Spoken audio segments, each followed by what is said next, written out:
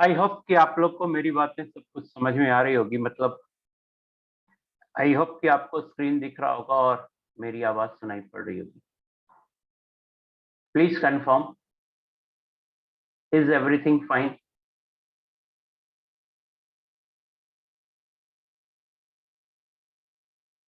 All clear, very good. तो अपन discussion शुरू करते हैं। रेस 20 के कुछ डाउट्स आए थे, उन डाउट्स को पहले अपन ले लेते हैं। क्वेश्चन नंबर 2 है, कह रहा है कि विच of the following having cyclic structure. तो ऐसे तो तुरंत देखते साथ पता चल जाता है, अगर सिंगल करेक्ट है तो ये पता लग जाता है तुरंत देखते के साथ कि ये जो कंपाउंड है वो HPO3 होल 5 है। और मैंने आपको बताया था कि मेटाफॉस्फोरिक एसिड साइक्लिक होता है, N बराबर 3 से ज्यादा पे स्टेबल होता है और मेटाफॉस्फोरिक एसिड साइक्लिक होता है। सो मैंने आपको बताया था कि मेटाफॉस्फोरिक एसिड साइक्लिक होता है तो तुरंत आंसर हो जाएगा बी।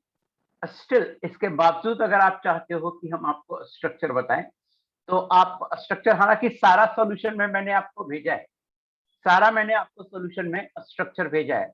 मुझे नहीं लगता है कि आपको उसको देखने के बाद कोई डाउट होगा। आप कहोगे सर ये भी साइक्लिक है बट ये ऑक्सी एसिड नहीं है, not an oxy acid, not an oxy acid. Instead ये एनहाइड्राइड है ऑक्सी एसिड का, ये एनहाइड्राइड है ऑक्सी एसिड का। क्या है? एनहाइड्राइड है ऑक्सी एसिड का, ऑक्सी एसिड नहीं है। सो ये देखिए मेटाफॉस्फोरिक एसिड है। मेटाफॉस्फोरिक एसिड आपको पहले बताया हुआ है साइक्लिक होता है और N बराबर 3 से ज्यादा पे साइक्लिक होता है। तो आई थिंक यहां से समझ में आ जाएगा। बाकी देखिए एक स्ट्रक्चर ये बताया हुआ है, ये वाला डाइथायोनिक एसिड है, डाइथायोनिक एसिड है। ये स्ट्रक्चर आपको नहीं बताया हुआ है, ये वाला। तो ये जो है ना फॉस्फोरिक एसिड का पॉली है। अब कितना पॉली है ये देखिए। फॉस्फोरिक एसिड क्या होता है? 4 फास्फोरस है तो टेट्रा, टेट्रा फॉस्फोरिक एसिड है ये, टेट्रा फॉस्फोरिक एसिड। मतलब आप फॉस्फोरिक एसिड को आपस में जोड़ते जाइए। P double bond O, O H, O H, O, P double bond O, एक एच हटाइए और ओ जोड़ दीजिए और जोड़ते जाइए। O H, O H, P double bond O, O H, O H, P double bond O, O H, O H. तो हमने डाइफॉस्फोरिक एसिड तक बताया था, फिर ट्राइफॉस्फोरिक एसिड होगा, टेट्राफॉस्फोरिक एसिड होगा, पेंटाफॉस्फोरिक और फॉस्फोरिक एसिड होगा। इसी तरह चेन बनता जाएगा, इसी तरह चेंज बनता जाएगा। आप काउंट करके देख सकते हैं, 2 2 4 2 6 2 8। अरे P4 है ना, 1 2 3 4, तो हाइड्रोजन 6 होना चाहिए ना।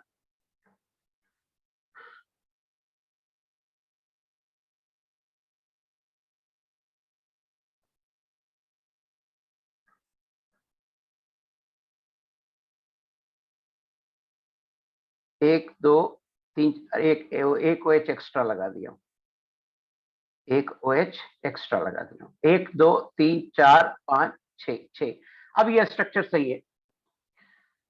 तो ये है टेट्राफॉस्फोरिक एसिड। जस्ट फॉस्फोरिक एसिड से एक एच हटाना है, दूसरा फॉस्फोरिक एसिड को जोड़ देना है। हाँ लिख दिया मैंने, दूसरा फॉस्फोरिक एसिड को जोड़ देना है। और डाइफॉस्फोरिक एसिड बनाया, बताया था आपको क्लास में, तो उसी तरह से ट्राई करना है, उसी तरह से टेट्रा करना है, उसी तरह से पेंटाफॉस्फोरिक एसिड करना है। तो ये क्वेश्चन हो गया। नेक्स्ट देखते हैं। थर्ड है, थर्ड का ए देखिए, ओलियम। करेक्ट, इसमें +6 ऑक्सीडेशन स्टेट है, except all the sulfur atom has +6 oxidation state in given molecule except। इसका मतलब है, पहले क्वेश्चन समझिए। कह रहा है किसमें,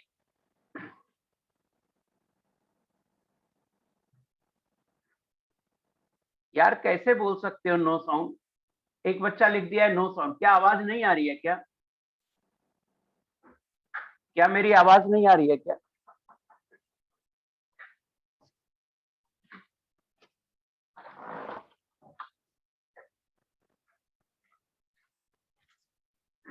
क्या मेरी आवाज नहीं आ रही? कोई प्रॉब्लम नहीं है, फिर कैसे लिख दिया कि एक बच्चा नो सॉन्ग? हाँ प्लीज।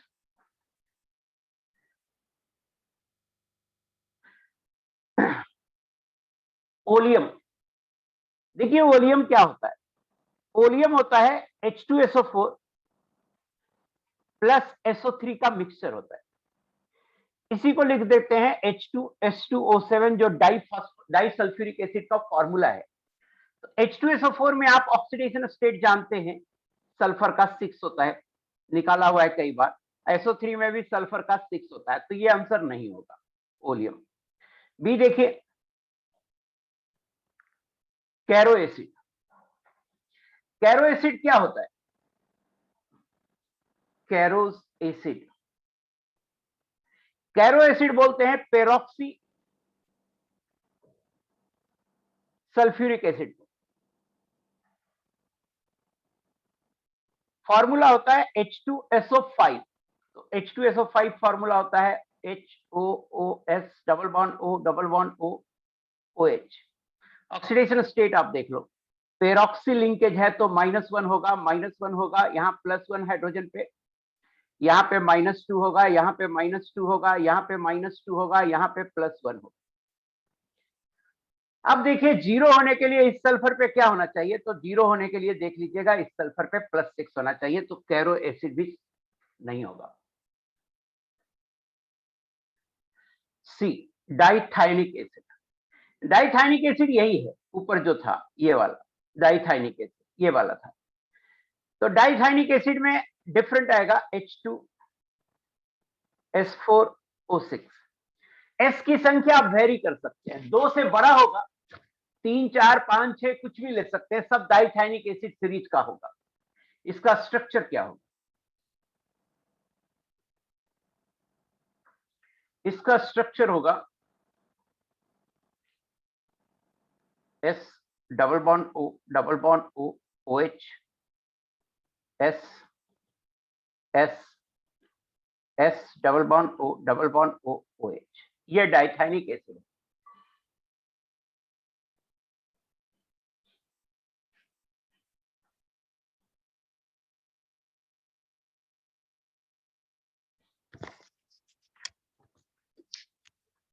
ये डाइथाइनिक एसिड है।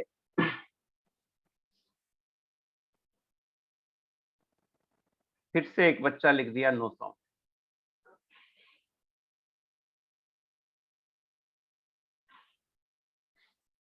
फिर से एक बच्चा लिख दिया नो सॉन्ग, जो कि काफी गड़बड़ वाली बात।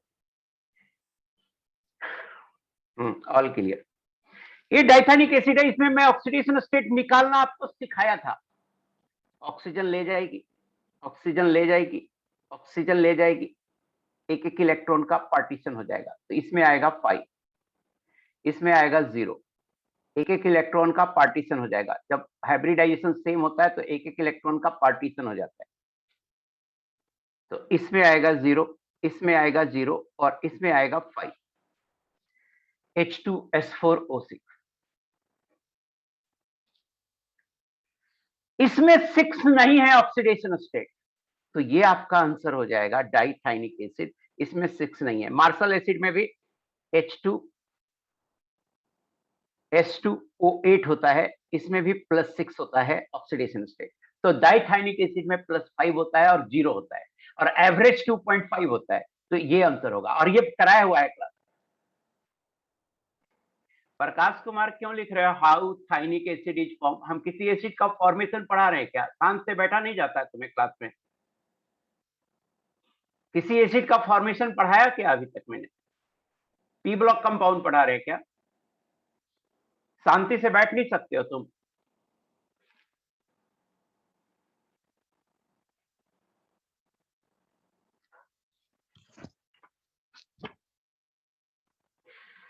हाँ, H2S2O6 भी डाइथाइनिक एसिड होगा। हाँ दो यार, H2S2 प्लस NO6। मैंने कहा ये डाइथाइनिक एसिड का फॉर्मूला है, N बराबर 0 to 12 होगा। लेक्चर नहीं पढ़ते हैं आप, ये बताया हुआ है आपको, N बराबर 0 to 12 होगा। तो N बराबर, N की वैल्यू आप रखते जाइए, ये सभी डाइथाइनिक एसिड होगा।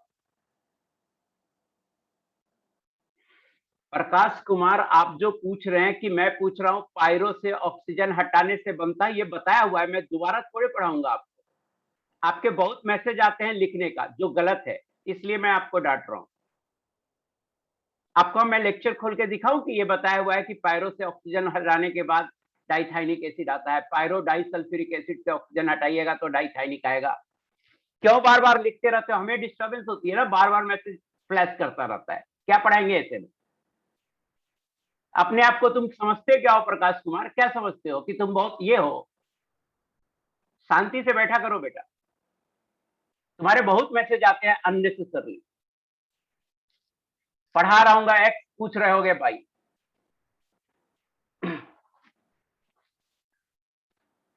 मैंने 2 क्वेश्चन अभी किया, देखिए जरा सा ध्यान से देखिए। एक तो मैंने किया दूसरा, जिन बच्चों को डाउट होगा वो बोलेगा। क्या दूसरा में कोई डाउट है? क्या दूसरा में कोई डाउट है? मार्शल एसिड, मार्शल एसिड बोलते हैं H2S2O8 को। मार्शल एसिड बोलते हैं H2S2O8 को बोलते हैं, बताया हुआ है आपको। और आपने अगर नहीं देखा होगा, मेरे सॉल्यूशन में भी लिखा हुआ है कि मार्शल एसिड क्या है। तो यहां पे कोई जरूरत नहीं है इस क्वेश्चन में मार्शल एसिड का, नो डाउट। ये मुझे बताइए क्वेश्चन नंबर 3 में कोई डाउट है? मार्शल एसिड बोलते हैं H2S2, इसका दूसरा नाम लिख देते हैं, इसको बोलते हैं peroxy di sulphuric acid. Marshall शायद नहीं लिखे थे, but peroxy di sulphuric acid लिखे थे। और आपको जो मैं सॉल्यूशन भेजा हूं उसमें लिखा हूं मार्शल एसिड। शुभम कुमार, सी वाले में क्या डाउट है? डाइथाइनिक एसिड क्या होगा मितेश? मैंने यहां बताया, ये सारा एसिड डाइथाइनिक एसिड है, जिसमें एन का वैल्यू 0 से 12 कुछ भी वैल्यू वेरी कर सकता है। एंड प्लीज थोड़ा जो पढ़ाता हूं उसे पढ़ लिया करो, क्वेश्चन नोट ही नहीं करते तो पढ़ोगे क्या? अमितेश क्यों पूछ रहे हो डाइथाइनिक एसिड H2S2O6 होगा? क्या ये नहीं बताया हुआ है?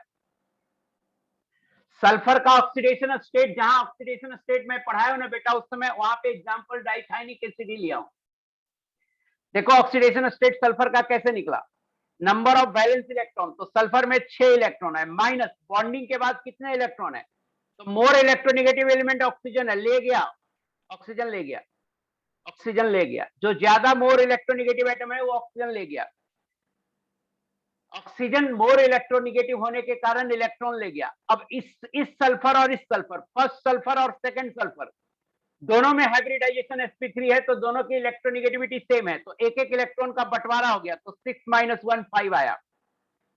अभी जो आप यहाँ पे हमसे पूछ रहे हैं ऑक्सीडेशन स्टेट, अगर आप लेक्चर देखते जहां पे ऑक्सीडेशन स्टेट पढ़ाए हैं तो आपको ये डाउट नहीं होता। एक ही चीज 10 बार मैं नहीं बताऊंगा। सो आई होप कि अब मुझे बताइए कि क्वेश्चन नंबर 3 में कोई डाउट है? ओलियम यहां लिखा हुआ है कि H2SO4 प्लस SO3 को ओलियम बोलते हैं, फिर क्यों पूछ रहे हो? Oleum is a mixture of H2SO4 and SO3, फिर भी लिख रहे हो ओलियम। अब क्या बताएं अभिषेक कुमार, ये बताओ। तो यही मैं कहना चाहता हूं कि आप लोग जो इसमें वही नाम आते हैं 10 नाम जो हमें हमेशा लिखते हैं, और ये वही बच्चे हैं जो नोट नहीं करते हैं। अब मैं आपको ब्लॉक कर रहा हूं, 2 क्वेश्चन में मैं आपके डाउट पूछ के देख लिया कि आपकी क्या स्थिति है। जो पहले पढ़ाया वो भी क्लियर नहीं है, आप मेरा सॉल्यूशन भी नहीं देखे और अभी सीधा पूछने शुरू कर दिए। सॉल्यूशन देखते तो उसमें भी यही बातें लिखी हुई। टाइम को खराब, ऐसे ही बच्चे हैं जो टाइम को खराब करना चाहते हैं, जिनका कोई वैल्यू नहीं है, टाइम, जिनके लिए टाइम की कोई वैल्यू नहीं। आइए मूड ठीक रखते हैं और पढ़ते हैं। आइए, विच ऑफ द फॉलोइंग एक oxy salt does not exist? कौन सा ऑक्सी साल्ट एग्जिस्ट नहीं करता है? ब्यूटीफुल सवाल है, बहुत ब्यूटीफुल सवाल है। थोड़ा टाइम देके समझाऊंगा मैं इसे, और अच्छे से समझना, मैं पहले ही बोल दे रहा हूं, अच्छे से समझना। और हम इस पे एक एक सॉल्ट समझाएंगे, आपको एक एक सॉल्ट समझाएंगे और पूछेंगे आपको समझ में आया कि नहीं, है ना? पूछेंगे और उससे रिलेवेंट सवाल ही पूछना। फर्स्ट देखिए, कुछ आलतू फालतू मत लिखना जब तक ये पूरा क्वेश्चन कंप्लीट नहीं हो जाता है। सोडियम डाइहाइड्रोजन फॉस्फेट, सोडियम लिख दीजिए, डाइहाइड्रोजन है तो H2 लिख दीजिए, और फॉस्फेट PO4 लिख दीजिए। PO4 3- मैंने बताया होगा कि इसको बोलते हैं फॉस्फेट आयन। अब जरा सा देखिए, फॉस्फेट आयन पे -3 निगेटिव है, सोडियम पे +1 होता है, हाइड्रोजन पे मैंने कहा सभी कंपाउंड पे +1 होता है, सभी कंपाउंड में हाइड्रोजन पे ऑक्सीडेशन स्टेट +1 होता है।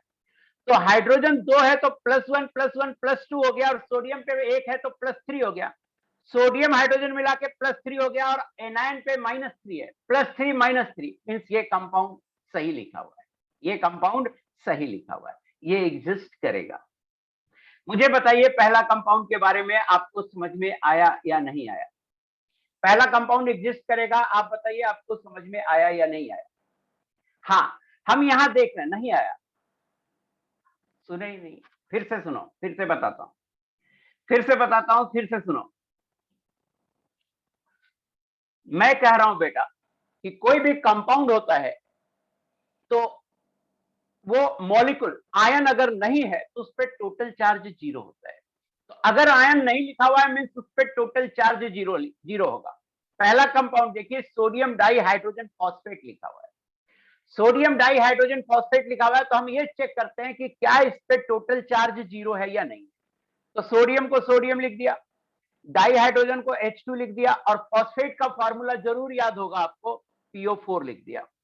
फॉस्फेट इसको बोलते हैं, नहीं याद होगा तो यहां देख लो, फॉस्फेट आयन बोलते हैं PO4 3-। अब हम चेक करते हैं कि रियली में इस पे चार्ज 0 है कि नहीं।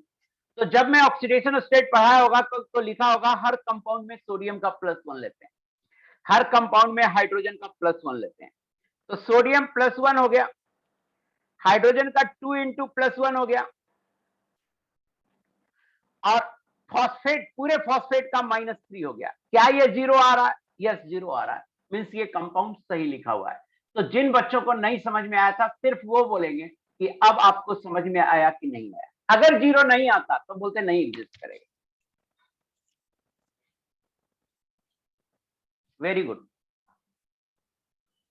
Very good. नेक्स्ट कंपाउंड देखते हैं, नेक्स्ट कंपाउंड देखते हैं, बी।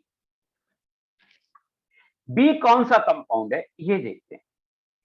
बी है सोडियम डाई हाइड्रोजन हाइपोफॉस्फाइड। तो हाइपोफॉस्फाइड, हाइपोफॉस्फाइड कौन सा आयन है? तो ऐसा करो, अरे सोडियम डाइहाइड्रोजन तो समझ में आ ही रहा है कि ये सोडियम होगा, ये डाइहाइड्रोजन तो H2 होगा। हाइपोफॉस्फाइड समझते हैं कि ये क्या है, हाइपोफॉस्फाइड। तो आप क्या करो, पहले हाइपोफॉस्फोरस एसिड, इसका फॉर्मूला लिख, हाइपोफॉस्फोरस एसिड। तो हाइपोफॉस्फोरस एसिड होता क्या है? अगर आपको याद हो, वो होता है H4P2O6, ये होता है हाइपोफॉस्फोरस एसिड, H4P2O6, ये होता है हाइपोफॉस्फोरस एसिड। अब देखिए अस को आइट में चेंज कर देते हैं जब एनायन का नॉमेनक्लेचर करते हैं। तो इसमें हाइड्रोजन निकाल दीजिए, P2O6 4- हो जाएगा, और इसको बोलेंगे हाइपोफॉस्फाइट आयन। हमें हाइपोफॉस्फाइट आयन पता लग गया, हमें हाइपोफॉस्फाइट आयन पता लग गया। अब देखिए कंपाउंड का फॉर्मूला, सोडियम Na लिख दिया, डाई हाइड्रोजन H2 लिख दिया, P2O6 4- लिख दिया, तो 4 चार्ज लिखते नहीं, P2O6 पे 4 निगेटिव है, और सोडियम डाइहाइड्रोजन पे टोटल 3 पॉजिटिव है। क्या यहां चार्ज 0 आएगा? मुझे बताइएगा कि क्या यहां चार्ज 0 आएगा? क्या यहां चार्ज नहीं आएगा 0? केटायन पे 3 पॉजिटिव है और एनायन पे 4 निगेटिव है, मीन्स ये कंपाउंड गलत लिखा है। कैसे सही होगा ये कंपाउंड? या तो इसे लिखे सोडियम ट्राईहाइड्रोजन हाइपोफॉस्फेट, या इसे लिखे डाई सोडियम डाइहाइड्रोजन हाइपोफॉस्फाइड, तो जाके सही होगा। अभिषेक कुमार कह रहा है P4O6 पे 4- कैसे? यहां से 4 हाइड्रोजन हटाओगे, एक हाइड्रोजन हटता है तो एक निगेटिव आता है, तो यहां से 4 हाइड्रोजन हटाओगे तो 4 निगेटिव आएगा।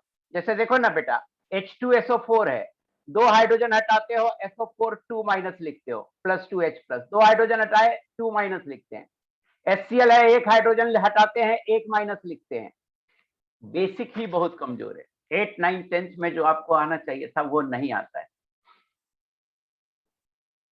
हाँ, अगर Na2 होता यहाँ पे Na2H2P2O6 होता तो सही हो जाता, या NaH3P2O6 रहता तब भी सही हो जाता। सो आई होप कि अब आपको समझ में आ गया होगा कि यहाँ पे चार्ज बैलेंस नहीं है, सो आंसर बी होगा। मुझे बताइएगा समझ में आया या नहीं आया।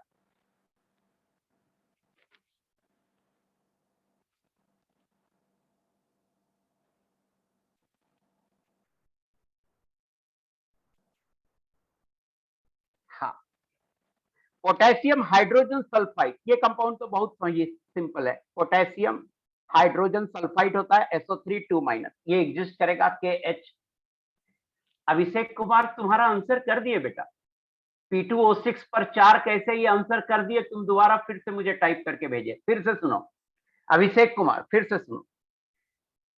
H4 तुम्हारा आंसर ही कर रहे हैं, जैसे कोई भी किसी भी, जैसे मान लो H2SO4 है, जितना हाइड्रोजन हटता है उस पे उतना ही निगेटिव आता है। SO4 पे 2 निगेटिव आएगा क्योंकि 2H प्लस यहां से हटाएं, तो H4P2O6, यहां से P2O6 4 निगेटिव आएगा क्योंकि 4H प्लस हटाए हैं।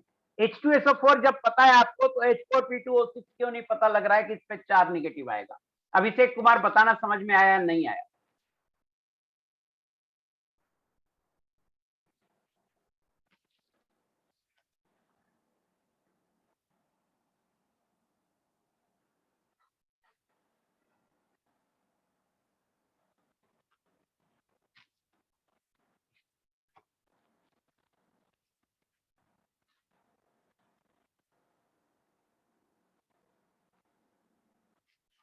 चलिए, सोडियम मेटाबोरेट डी देखिए,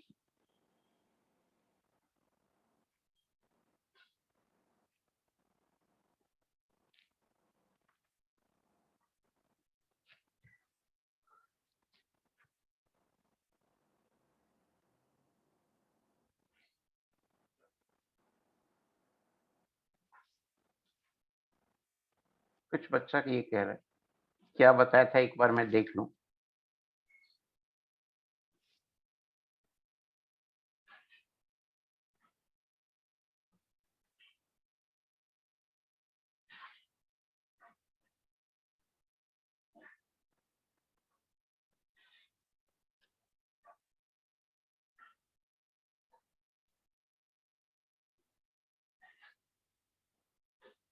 ये देखो ना बेटा, मैंने निकाल दिया। कुछ बच्चा कुछ और बोल रहा है, ये क्या बताया था, हाइपोफॉस्फोरिक एसिड H4P2O6। ये आपका लेक्चर नोट ही मैं निकाला हूं।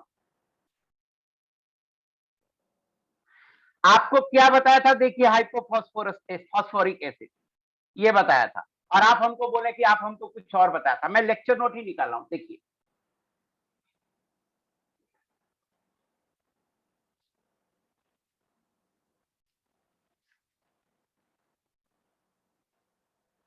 कुछ याद नहीं रखता ये लोग। सो H4P2O6 इज हाइपोफॉस्फोरस एसिड। अभी भी डाउट है क्या?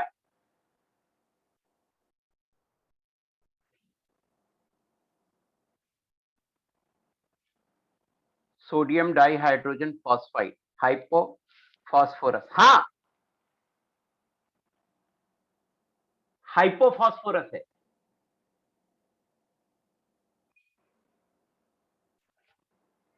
अच्छा, ये हाइपोफॉस्फोरस है क्या? फॉस्फाइड, हाँ, हाइपोफॉस्फोरस है। ये हाइपोफॉस्फोरस है, हाइपोफॉस्फोरिक नहीं है, ये हाइपोफॉस्फोरिक है। सही कह रहे हो, ये हाइपोफॉस्फोरिक है H4P2O6। तो हाइपोफॉस्फेट होगा ये होगा हाइपोफॉस्फेट होगा। एक सेकेंड आप लोग होल्ड करना, आइट नहीं होगा, हाइपोफॉस्फेट होगा।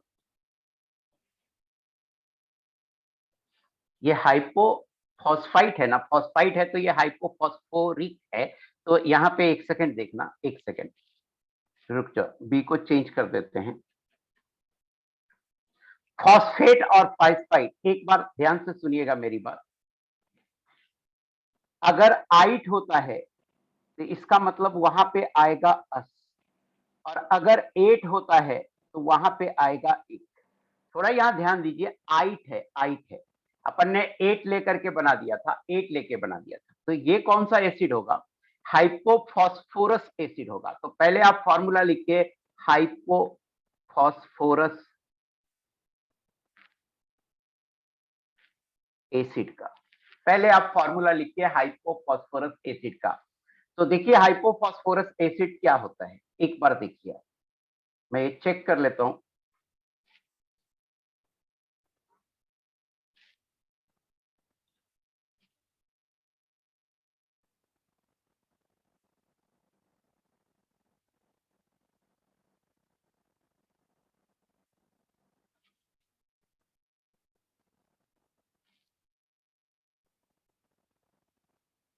पायरोफॉस्फोरस एसिड में से H4P2O4 हाइपोफॉस्फोरस एसिड।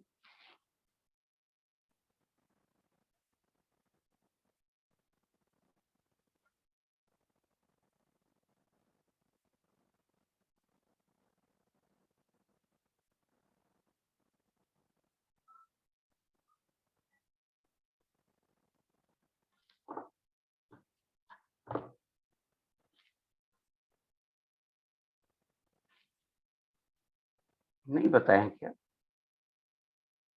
बताए होंगे, जरूर कहीं बताए होंगे। छोड़ो, मैं लिख देता हूं डायरेक्ट, मुझे मिल नहीं रहा। जरूर लेकिन बताया होगा, नहीं बताने का कोई सवाल ही नहीं पैदा। हाइपोफॉस्फोरस एसिड होता है H3PO2, सॉरी H3PO2, ये होता है। तो हाइपोफॉस्फोरस एसिड होता है H3PO2। तो इसका स्ट्रक्चर है, अब मुझे इसमें ज्यादा डिटेल में समझाना होगा। इसका स्ट्रक्चर है ये ये ये। अब देखिए, अब देखिएगा, थोड़ा ध्यान से सुनना, इसको थोड़ा ज्यादा डिटेल से समझाना होगा। पहले मैंने हाइपोफॉस्फोरिक लिख दिया था, जिसके कारण ये गड़बड़ी हुआ, तो कोई बात नहीं। ये हाइपोफॉस्फोरस एसिड है, ध्यान से सुनना। जो पी हाइड्रोजन से जुड़ा हुआ है, ये नॉन रिप्लेसेबल है, नॉन रिप्लेसेबल, ये नहीं हटता है। नॉन रिप्लेसेबल, नॉन एसिडिक है, थोड़ा ध्यान से सुनिएगा। और ये हाइड्रोजन भी नॉन रिप्लेसेबल, नॉन एसिडिक है, ये हाइड्रोजन भी। कहिएगा सर कैसे पता चलता है कि कोई हाइड्रोजन नॉन रिप्लेसेबल और नॉन एसिडिक है, कैसे पता चलता है? तो जो हाइड्रोजन ज्यादा पोलर बॉन्ड बनाए हुए होता है वही रिप्लेस होता है। जो हाइड्रोजन ज्यादा पोलर बॉन्ड बनाए हुए होता है वही रिप्लेस होता है। तो जरा सा देखिए, यहां पर जो हाइड्रोजन है ये एसिडिक हाइड्रोजन है,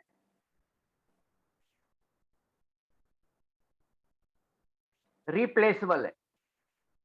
बिल्कुल नया कॉन्सेप्ट है, ये पहले पढ़ाया नहीं हूं, तो थोड़ा ध्यान से सुनना।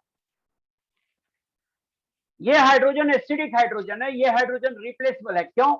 ऑक्सीजन ज्यादा इलेक्ट्रोनेगेटिव है, तो ऑक्सीजन पे नेगेटिव चार्ज आएगा और हाइड्रोजन पे प्लस पॉजिटिव चार्ज आएगा, तो ये बॉन्ड पोलर हो जाएगा। ये बॉन्ड कैसा हो जाएगा? पोलर हो जाएगा।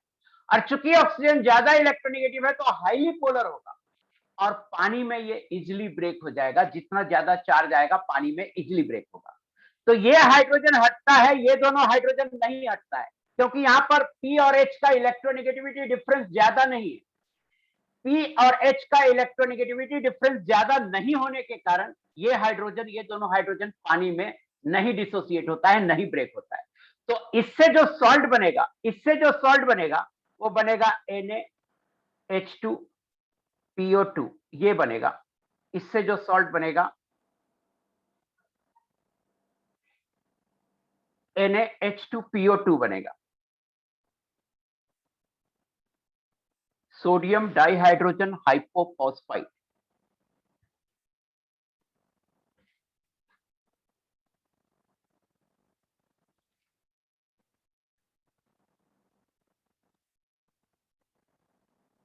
Sodium dihydrogen hypophosphite. तो ये कंपाउंड फिर क्यों नहीं एग्जिस्ट करेगा? कोई दिक्कत नहीं है इसमें। 2 हाइड्रोजन रिप्लेस हो जाएंगे, एक हाइड्रोजन की जगह एक हाइड्रोजन रिप्लेस हो जाएगा, एक की जगह सोडियम आ जाएगा, सोडियम डाइहाइड्रोजन हाइपोफॉस्फाइड। इसके एग्जिस्टेंस में तो मुझे कोई दिक्कत नहीं लगता है।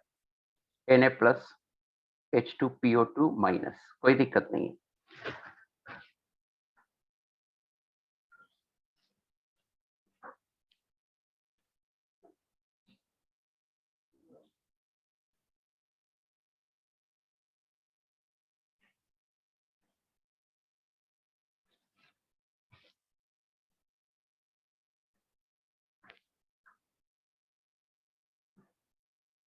एक ही हाइड्रोजन रिप्लेसेबल है, वही क्यों एक ही हाइड्रोजन रिप्लेसेबल?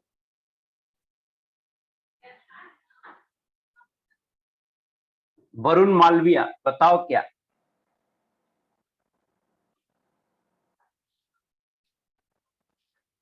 हाइपोफॉस्फोरस एसिड का फॉर्मूला ये है H3PO2, ये है हाइपोफॉस्फोरस एसिड।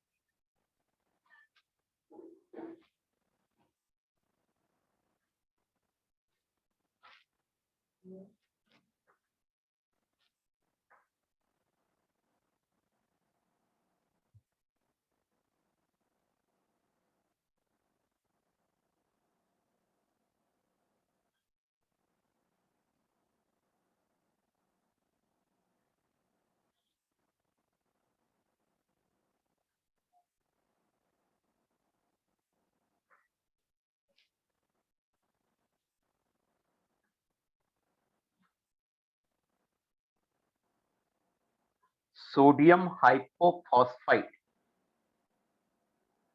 अच्छा अच्छा, हाँ देखिए, ध्यान से देखिए, अब मुझे समझ में आ गया। एक बार मैं आपका मैसेज ऑफ कर रहा हूं, मैसेज से बहुत प्रॉब्लम होती है, प्लीज ध्यान से देखिए। नाम गलत लिखा हुआ है।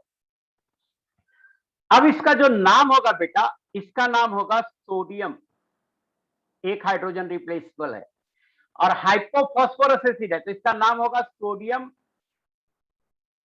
हाइपोफॉस्फाइड। डाइहाइड्रोजन नहीं आएगा, सोडियम हाइपोफॉस्फाइड आएगा, क्योंकि जो हाइड्रोजन रिप्लेसेबल है वो हट गया, और इस पूरे आयन को H2PO2 माइनस को बोलते हैं हाइपोफॉस्फाइड आयन, इस पूरे आयन को बोलते हैं। सो यहां पर जो गलती है, ये डाइहाइड्रोजन लिखा हुआ है, ये गलती है। होगा ये सोडियम NaH2PO2। डाइहाइड्रोजन नहीं लिखेंगे, क्योंकि डाई या ट्राई हाइड्रोजन उसमें लिखते हैं जो हाइड्रोजन रिप्लेसेबल होता है, उसमें लिखते हैं, इसलिए ये गड़बड़ है और कुछ नहीं। अब क्लियर हो गया?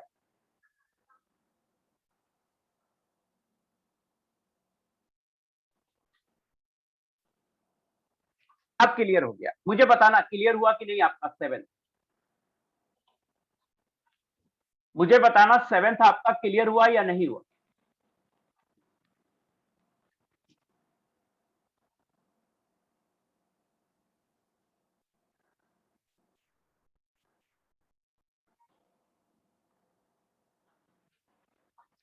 बी क्लियर नहीं हुआ?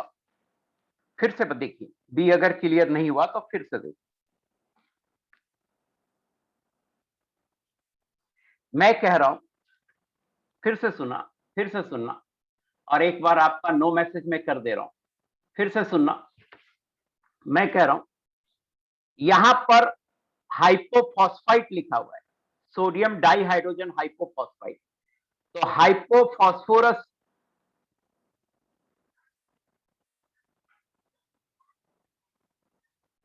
एसिड का फॉर्मूला होता है H3PO2, ये हाइपोफॉस्फोरस एसिड। इसका जो स्ट्रक्चर होता है वो होता है P double bond O, OH, H, H। इसमें only one hydrogen is replaceable,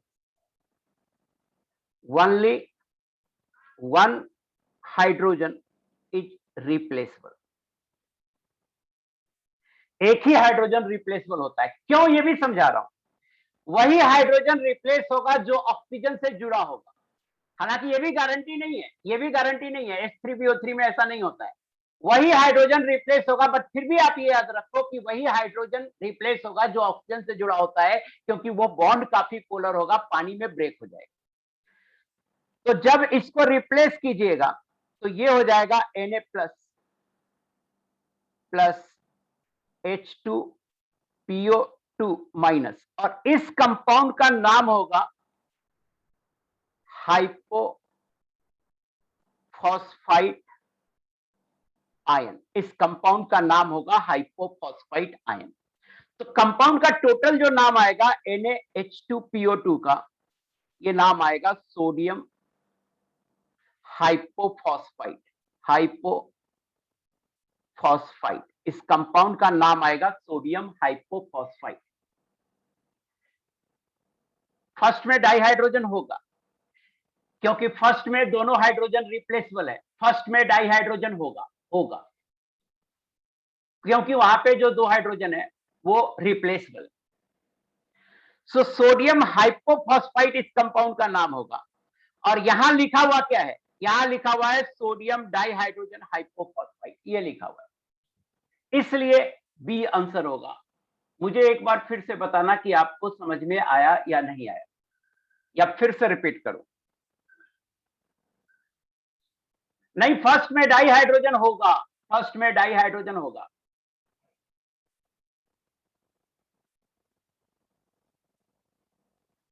अभी भी कुछ बच्चों का आ रहा है कि रिपीट करो। एक बार रुक जाओ, एक बार रुको, फिर से रिपीट करते हैं।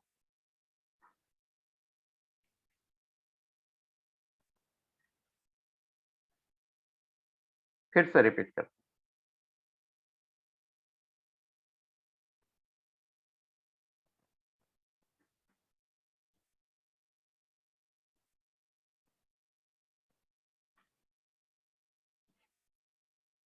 फिर से रिपीट करते हैं। जो कंपाउंड ए है बेटा, वो सोडियम डाइहाइड्रोजन फॉस्फेट है, इसमें कोई दिक्कत नहीं है। इसमें जो एनायन है ये तो सोडियम हो गया, और इस एनायन का नाम ही है PO4 माइनस। इस एनायन का नाम है डाइहाइड्रोजन फॉस्फेट, इस एनायन का नाम है। और अगर इसे भी तोड़ देंगे तो ये होगा PO4 3 minus plus 2H plus, इसको बोलेंगे फॉस्फेट आयन। तो इस कंपाउंड में कोई प्रॉब्लम नहीं है। बी देखिए, बी।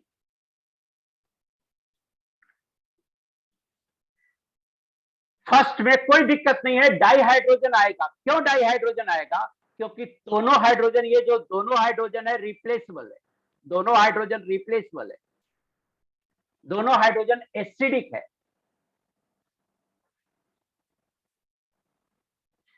ब्रेक किया है, क्यों ब्रेक होगा? नहीं, ब्रेक किया है मैंने, क्योंकि पानी में डालिएगा तो ये आपको H प्लस देगा, पानी में डालिएगा तो ये आपको H प्लस देगा।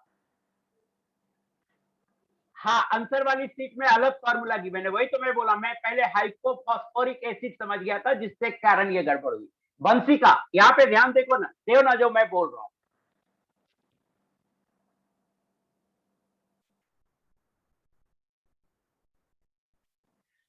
यार यहाँ पे ध्यान से सुनो ना, आपको हाइपोफॉस्फाइट है, बी देखिए, बी देखिए। मुझे पहले ये बताओ, दिक्कत हो रही है मुझे ना, संभालने में दिक्कत हो रही है आपके मैसेज। हम सिर्फ ए पे बात करना चाहते हैं, ए समझ में आया या नहीं आया, सिर्फ ए पे बात करना चाहते हैं। ए के बारे में बोलिए, बी पे मैं बाद में बात करूंगा। ए समझ में आया कि नहीं? यस। और कुछ भी आलतू फालतू नहीं लिखिए अभी, ए समझ में आया। बी पे बात करते हैं। बी लिखा हुआ है सोडियम डाइहाइड्रोजन फॉस्फाइड, NaH2PO2। ये नाम नहीं होगा सोडियम डाइहाइड्रोजन फॉस्फाइड। मैं क्या कहना चाहता हूं, यहां ध्यान से सुनिए। H3PO2 होता है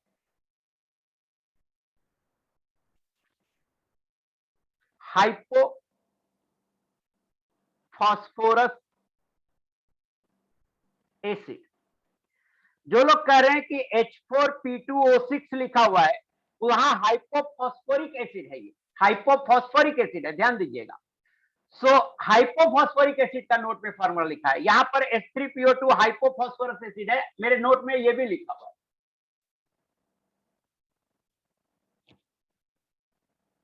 सो अब देखिएगा, इसका जो स्ट्रक्चर होता है वो स्ट्रक्चर ऐसा होता है। जो हाइड्रोजन फास्फोरस से जुड़ा होता है वो रिप्लेसेबल नहीं होता है। जो हाइड्रोजन फास्फोरस से जुड़ा होता है वो रिप्लेसेबल नहीं होता है। तो ये दोनों हाइड्रोजन नॉन रिप्लेसेबल है, इसको नहीं हटा सकते। याद रखिए इस बात को कि जो हाइड्रोजन फास्फोरस से जुड़ा होता है वो रिप्लेसेबल नहीं होता है। अब देखिए, जो हाइड्रोजन फास्फोरस से जुड़ा है वो रिप्लेसेबल नहीं होता है, तो इसका जो होगा एक ही H3PO2 से एक ही H+ निकलेगा और इसके बाद जो बचेगा एनायन, उस एनायन का नाम होगा हाइपोफॉस्फाइट आयन। इस एनायन का नाम होगा हाइपोफॉस्फाइट आयन। इस एनायन का नाम होगा हाइपोफॉस्फाइट आयन। इस एनायन का नाम होगा हाइपोफॉस्फाइट आयन। अब इसमें आप Na+ जोड़ दीजिएगा तो ये बनेगा NaH2PO2 और इसका नाम होगा सोडियम हाइपोफॉस्फाइट आयन। ये नाम होगा, इसका नाम होगा sodium hypophosphite ion. Ankit Kumar आप पूछ रहे हैं जो भी हाइड्रोजन ऑक्सीजन से जुड़ा होगा वो रिप्लेसेबल होगा। हाँ, आंसर है हाँ। एक एक्सेप्शन है H3BO3 जो मैं आगे आज ही एक्सप्लेन करूंगा। अब मुझे बताइए कि अब सेकंड आपको समझ में, बी समझ में आया या नहीं आया? डाई हाइड्रोजन लिख ही नहीं पा रहे हैं, क्यों नहीं लिख पा रहे हैं? हाइड्रोजन उसके लिए लिखते हैं जो रिप्लेसेबल था। अब बताइए समझ में आ गया ना? वेरी गुड, बी समझ में आ गया। सी तो बहुत आसान है, potassium hydrogen sulphide. Potassium hydrogen sulphide KHSO3, कोई दिक्कत नहीं है, सल्फाइड आयन SO3 को ही बोलते हैं। और सोडियम मेटाबोरेट, डी देखिए, डी को देखिए, सोडियम मेटाबोरेट।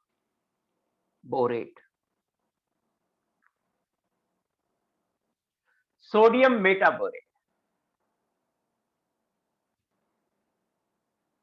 एक बच्चा लिख देता है ये तो एग्जिस्ट नहीं करेगा। बी एग्जिस्ट नहीं करेगा क्योंकि यहां पे डाई हाइड्रोजन गलत है। सी में कोई दिक्कत नहीं है। डी देखिए, सोडियम मेटाबोरेट। तो पहले मुझे बताइए बोरिक एसिड क्या होता है? बोरिक एसिड होता है H3BO3, ये होता है बोरिक एसिड। इसमें से वाटर निकाल दीजिए, वाटर निकाल दीजिएगा तो मेटाबोरिक एसिड होगा HbO2, ये होता है मेटाबोरिक एसिड।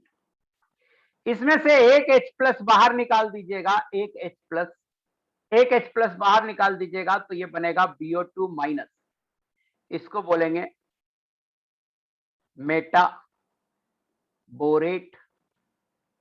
मेटाबोरेट आयन, इसको बोलेंगे metaborate ion.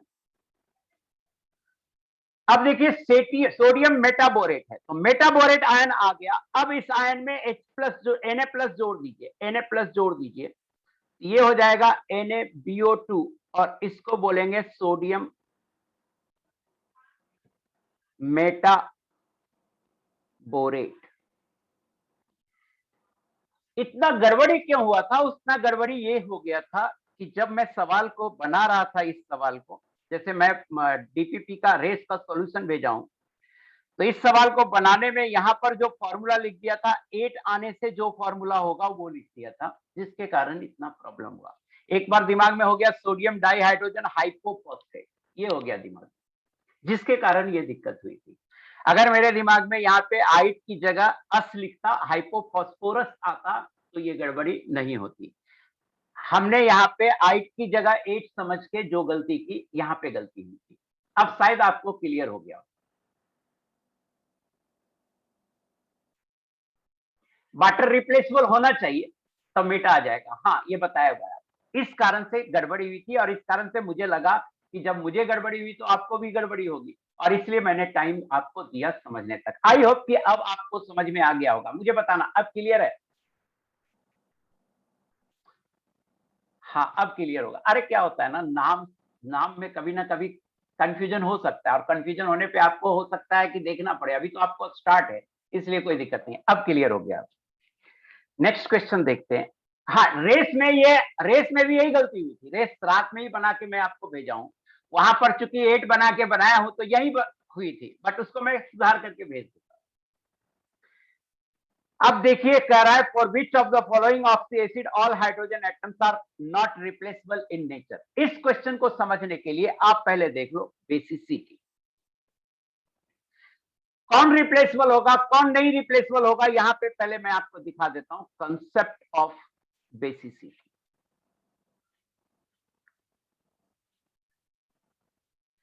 Basicity is number of replaceable hydro H plus ion।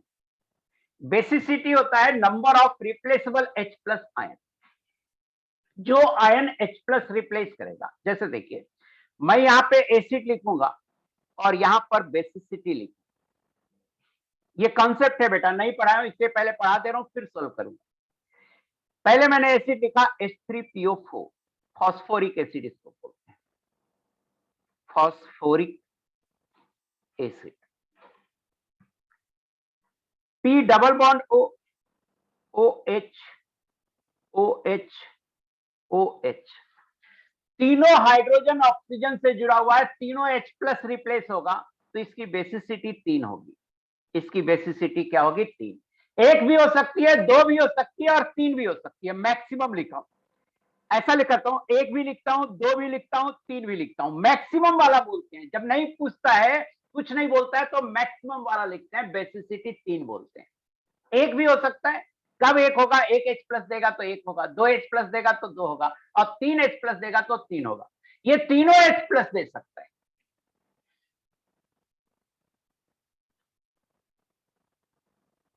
H2SO4 इसका स्ट्रक्चर ये होता है, जो हाइड्रोजन ऑक्सीजन से जुड़ा हुआ है वही आपको देगा, रिप्लेसेबल होगा, तो इसकी बेसिसिटी 1 और 2 दोनों होगी। नहीं कुछ पूछता है तो हम हमेशा मैक्सिमम वाला आंसर बोलते हैं।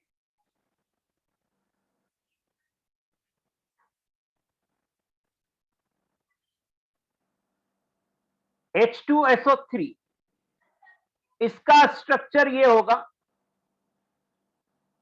दो हाइड्रोजन ऑक्सीजन से जुड़ा है, इसकी भी बेसिसिटी 1 और 2 दोनों होगी। एक H प्लस देगा तो 1 होगी, दोनों देगा तो 2 होगी। ऐसे पूछेगा कि H2SO3 या H2SO4 कैसा एसिड है, तो हम बोलेंगे डाइबेसिक एसिड है। नहीं कुछ लिखेगा तो नॉर्मली हम हाई वाला आंसर करते हैं, जो हाई वैल्यू होता है वो आंसर करते हैं। अब देखिए फोर्थ है H3PO3, फॉस्फोरिक एसिड, इसको बोलते हैं phosphorous acid.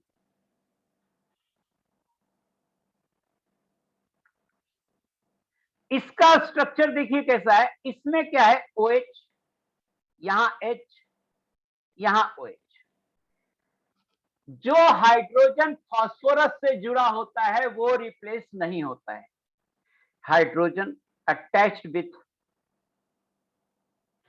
phosphorus is not replaceable।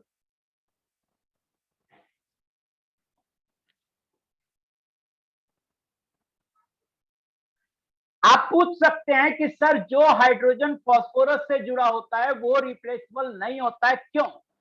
क्योंकि वो बॉन्ड उतना ज्यादा पोलर नहीं होता है कि वो पानी में ब्रेक हो जाए। पोलर बॉन्ड पानी में ब्रेक होते हैं, तो H और P की इलेक्ट्रोनेगेटिविटी डिफरेंस इतना ज्यादा नहीं है कि वो पानी में ब्रेक होता है। बॉन्ड पोलर है नो डाउट, बस बहुत ज्यादा पोलर नहीं है। बहुत ज्यादा पोलर तब होता जब फास्फोरस की इलेक्ट्रोनेगेटिविटी हाई होती। So hydrogen attached with phosphorus is not replaceable because pH bond is not much polar, because pH bond is not much polar। not much polar का मतलब पोलर है बट उतना ज्यादा पोलर नहीं है कि पानी में ब्रेक हो जाए। तो ये हाइड्रोजन रिप्लेसेबल नहीं है, तो इसकी जो बेसिसिटी हो सकती है वो 1 हो सकती है, मैक्सिमम 2 हो सकती है, 3 नहीं हो सकती है। आई होप कि अब आपको समझ में आ रहा होगा कि हम इसके पहले आपको क्या समझा रहे थे। मुझे बताना बेटा, अब समझ में आ रहा है क्या हम समझा रहे थे?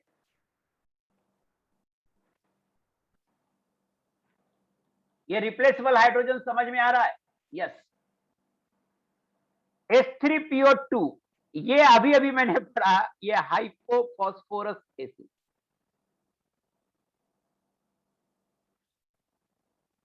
हाइपोफॉस्फोरस एसिड है। इसका स्ट्रक्चर है P double bond O OH H, ये स्ट्रक्चर है। इसमें जो बेसिसिटी आएगी वो एक ही आएगी, क्योंकि only one hydrogen is replaceable. ये हाइड्रोजन है, only one hydrogen is replaceable. मुझे बताना कि बेसिसिटी का कॉन्सेप्ट आपको समझ में आया या नहीं आया। मैं कुछ और एसिड लिख रहा हूं। 5वां H3BO3, इसका स्ट्रक्चर ऐसा है, तो इसको ऐसा देख के लगता है कि इसकी बेसिसिटी 3 होनी चाहिए, ऐसा लगता है, बट इसकी बेसिसिटी 1 है। क्यों? रीजन है H3BO3 में इसकी बेसिसिटी 1 लिखेंगे। क्या लिखेंगे? 1 लिखेंगे। कहिएगा सर यहां तो तीनों हाइड्रोजन रिप्लेसेबल लग रहा है, तो नहीं, यहां पे क्या होता है जो मैं समझाता हूं। BOH है, OH है, OH है।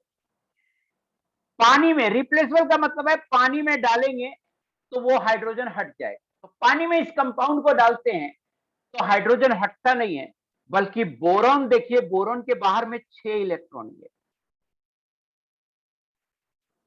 6 इलेक्ट्रॉन है, तो boron is electron deficient. Boron is electron deficient. Deficiency, electron की डिफिशियंसी के कारण प्रॉब्लम होता है। पानी में डालने पे बोरॉन क्या करता है, कहता है ऑक्सीजन से, वाटर के ऑक्सीजन से कि बेटा मुझे अपना 2 इलेक्ट्रॉन दे दो ना, तो मजा आ जाएगा। तो पानी कहता है ठीक है, हम ऐसे देंगे कि मेरे पास भी रहेगा और तुम्हारे पास भी रहेगा।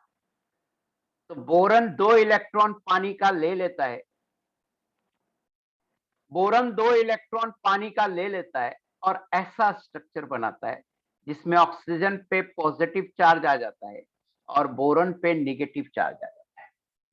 अब ऑक्सीजन हाईली इलेक्ट्रोनिगेटिव एटम है, तो ऑक्सीजन पे जब पॉजिटिव चार्ज आएगा तो हाइड्रोजन को कहेगा बेटा उड़ान धरो, हट जाओ यहां से। हाइड्रोजन को कहेगा, हाइड्रोजन का इलेक्ट्रॉन खींच लेगा और ये कंपाउंड बन जाएगा BOH होल 4 -1। ये कॉम्प्लेक्स कंपाउंड है, +H+, और ये कंपाउंड अस्टेबल है वाटर में, astable in water, astable in water. ये कंपाउंड स्टेबल है वाटर में, तो एक H+ बाहर निकला, तो इसीलिए बेसिसिटी बोलते हैं 1। बेसिसिटी क्या हो गया? 1। चूंकि एक ही H+ बाहर निकला इसलिए बेसिसिटी बोलते हैं 1।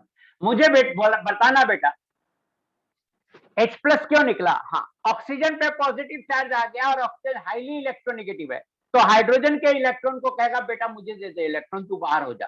तो हाइड्रोजन का इलेक्ट्रॉन ले लिया और बाहर हो गया, H+ बाहर निकल गया, तो एक H+ बाहर निकलेगा, बेसिसिटी इसकी होगी 1।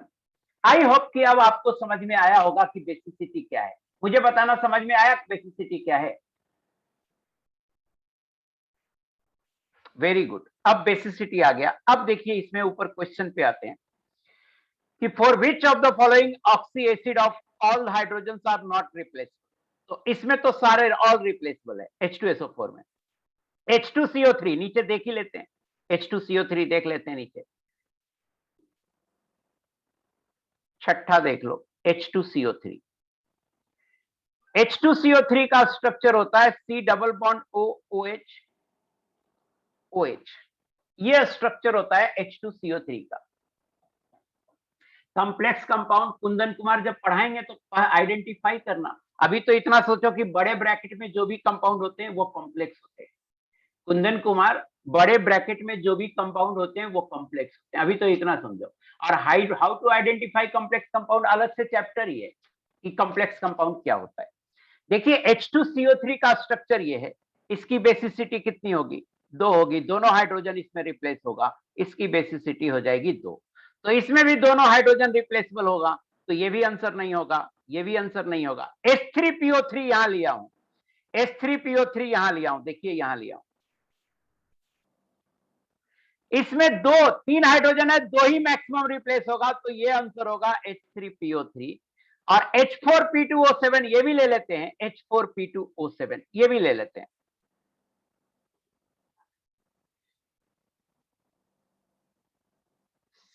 H4P2O7 इसका क्या स्ट्रक्चर होगा, P double bond O, OH, OH, O, P double bond O, OH, OH, H4P2 4 5 6 7 H4P2O7।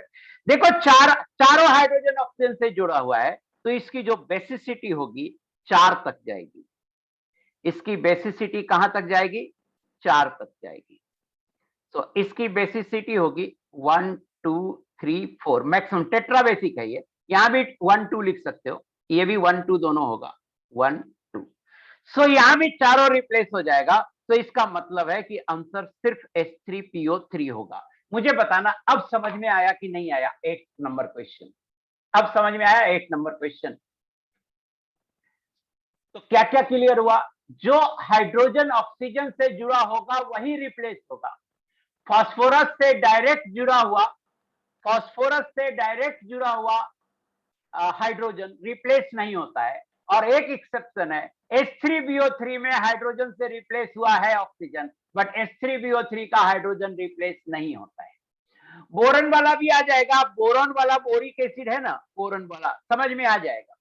Boric acid ये है, फिर से सुनिए, इसका ऑक्टेट पूरा नहीं है, 6 इलेक्ट्रॉन ही है बोरन में, तो बोरन इलेक्ट्रॉन डिफिशियंट है। इसको पानी में डालते हैं तो पानी का लोन पेयर ये ले लेता है, H+ नहीं निकालता, बल्कि पानी का लोन पेयर लेके एक स्टेबल कॉम्प्लेक्स बना लेता है BOH4- और एक H+ बाहर निकलता है, तो इसकी बेसिसिटी क्या बोलते हैं, 1 बोलते हैं।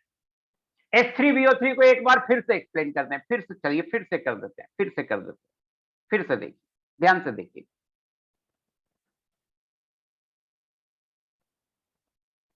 फिर से एक्सप्लेन कर देते हैं H3BO3। देखिए H3BO3 का ये स्ट्रक्चर है, इस स्ट्रक्चर को देखकर लगता है कि तीनों हाइड्रोजन रिप्लेस होगा, बट हकीकत ये है कि एक भी हाइड्रोजन रिप्लेस नहीं होता है, एक भी हाइड्रोजन रिप्लेस नहीं होता है। रीजन क्या है, रीजन ये है कि boron is electron deficient, boron is electron deficient, इसके चारों तरफ सिर्फ 6 इलेक्ट्रॉन है। तो जब हम इस कंपाउंड को पानी में डालते हैं तो ये कंपाउंड अपना हाइड्रोजन ना रिलीज करके पानी के लोन पेयर को कहता है, बोरॉन ऑक्सीजन के लोन पेयर को, कि दोस्त अपना लोन पेयर दे दो ना। तो वाटर कहता है तुम मेरा लोन पेयर लोगे, तो इस तरह का स्ट्रक्चर बन जाएगा, इस तरह का कंपाउंड बन जाएगा। 3 OH तो इसके पास पहले से था, अब वाटर इसके साथ जुड़ जाएगा, OH, और ये निगेटिव चार्ज हो गया इस पे, और इस पे पॉजिटिव चार्ज, ये कोऑर्डिनेट बॉन्ड ही है, निगेटिव पॉजिटिव चार्ज से शो किया। बट ऑक्सीजन इतना ज्यादा इलेक्ट्रोनिगेटिव एलिमेंट है कि उस पर पॉजिटिव चार्ज बर्दाश्त ही नहीं होगा, वो हाइड्रोजन का इलेक्ट्रॉन लेके कहेगा कि तुम बाहर निकल जाओ, हाइड्रोजन का इलेक्ट्रॉन ले लेगा, H+ बाहर निकल जाएगा। जब H+ बाहर निकल जाएगा तो बचेगा क्या, B के साथ 4 OH बचेगा, BOH4-1, यह एक कॉम्प्लेक्स कंपाउंड है जो कि स्टेबल है, स्टेबल इन वाटर है।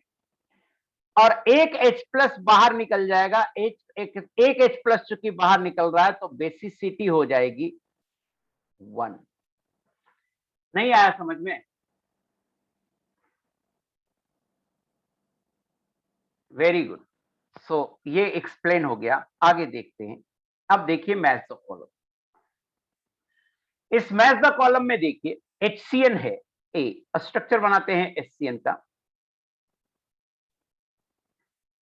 HCN है, तो कार्बन का sp हाइब्रिडाइजेशन है, नाइट्रोजन का भी sp हाइब्रिडाइजेशन है। ए हो गया।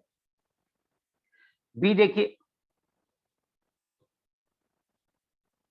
H2S2O3, जो H2S2O3 है, इसका स्ट्रक्चर बनाते हैं। तो ये थायोसल्फेट है, थायोसल्फेट है, इसका स्ट्रक्चर बताया होगा मैंने, S double bond S OH double bond O OH, thiosulphuric acid है, थायोसल्फ्यूरिक एसिड। इसका ये स्ट्रक्चर है। अगर आप इसमें हाइब्रिडाइजेशन निकालेंगे तो इसका हाइब्रिडाइजेशन sp3 हो जाएगा और इसका हाइब्रिडाइजेशन sp2 हो जाएगा। सी देखिए, HNO3 है, HNO3 है, HON double bond O,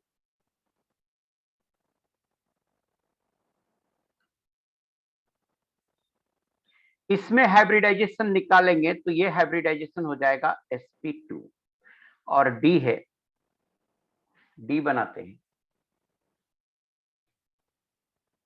H2CO2S।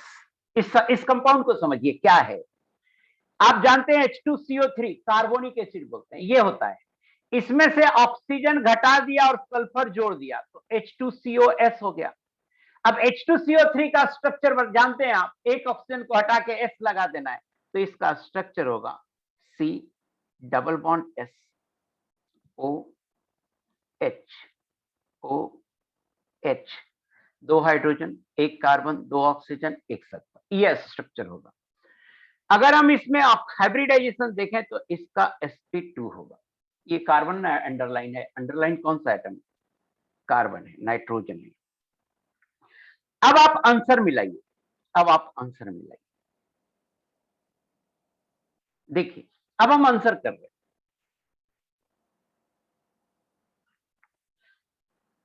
ए का क्या आंसर होगा? क्या ये थायो एसिड है? नहीं है।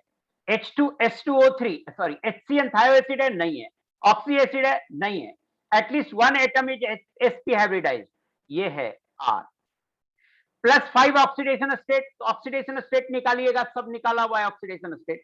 कार्बन पे आएगा 2, ऑक्सीजन पे आएगा -3, ऑक्सीडेशन स्टेट निकाला हुआ है, तो कोई भी +5 ऑक्सीडेशन स्टेट नहीं है। Planarity is observe for underlined atom, ये प्लेनर होगा या नहीं होगा? तो जिसमें हाइब्रिडाइजेशन sp और sp2 होंगे वही प्लेनर होगा, और अंडरलाइंड एलिमेंट का हाइब्रिडाइजेशन sp है, तो ये प्लेनर होगा, तो आंसर टी भी होगा। मुझे बताइए ए का आंसर आर और टी होगा, ये समझ में आया या नहीं आया? ए का आंसर आर और टी होगा, ये समझ में आया नहीं आया? Very good. बी का आंसर देखिए, H2S2O3, H2S2O3 में आप ऑक्सीडेशन स्टेट निकाले होंगे, यही example variable individual oxidation state लिए पढ़ाया था, तो यही एग्जाम्पल लिया था, और ये एग्जाम्पल लिया था, तो इस पे आया था -2 और इस पे आया था +6। सो ऑक्सीडेशन स्टेट यह एक है क्या? इसका नाम है थायो सल्फ्यूरिक एसिड। तो यह एक ऑक्सी एसिड भी है और थायो एसिड भी है, तो बी का आंसर पी होगा। ऑक्सी एसिड भी है, क्यू होगा। At least one atom is sp hybridise नहीं होगा, +5 ऑक्सीडेशन स्टेट नहीं होगा, planarity is observe, no planarity नहीं होगा क्योंकि sp3 है। मुझे बताइए बी का आंसर होगा pq, ये समझ में आया?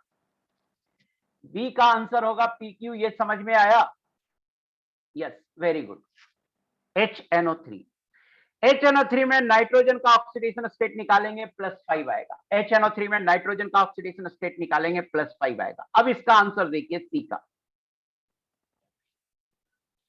सी का आंसर देखिए, क्या ये थायो एसिड है? नहीं है, कहीं सल्फर है ही नहीं। क्या ये ऑक्सी एसिड है? तो यस, ऑक्सी एसिड है, क्यों होगा? At least one atom is sp hybridise, no. +5 oxidation state, हाँ, एस। और हाइब्रिडाइजेशन sp2 है, तो प्लेनरिटी ऑब्जर्व हो रहा है, तो टी होगा। मुझे बताइए सी का आंसर।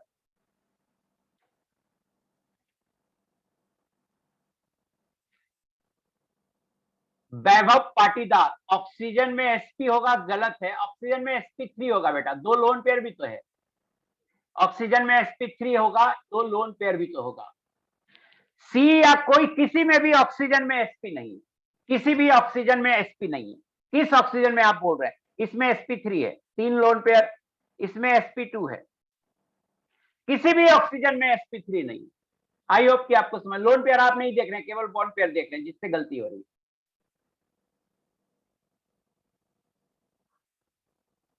बी में O6 नहीं है।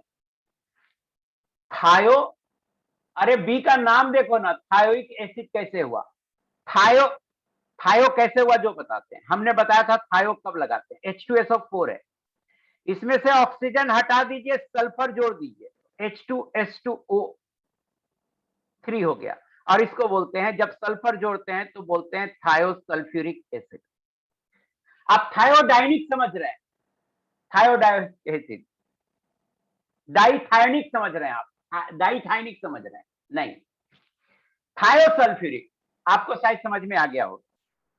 सो सी समझ में आ गया होगा। अब डी बताते हैं, डी बताते हैं, डी क्या एक थायो एसिड है? तो यस है। कैसे, कैसे है थायो एसिड? एसिड होता है H2CO3, कार्बोनिक एसिड, इसमें से ऑक्सीजन हटाइए, सल्फर डालिए, तो H2COS बनेगा, इसको बोलेंगे थायो कार्बोनिक एसिड। थायो कब लगाते हैं? जब ऑक्सीजन हटा के सल्फर डालते हैं, और इसका नाम है कार्बोनिक एसिड। अब देखिए, बी का आंसर पी होगा, नो डाउट, क्योंकि यह एक थायो एसिड है। ऑक्सी एसिड तो है ही, OH ग्रुप है तो ऑक्सी एसिड है ही, तो पी क्यू होगा। At least one atom is sp hybridise, नहीं, कोई भी एटम sp हाइब्रिडाइज नहीं है। +5 ऑक्सीडेशन स्टेट नहीं है, +5 ऑक्सीडेशन स्टेट निकाल लीजिए आप, ऑक्सीडेशन स्टेट, कार्बन पे +4 आएगा, कार्बन पे कितना आएगा?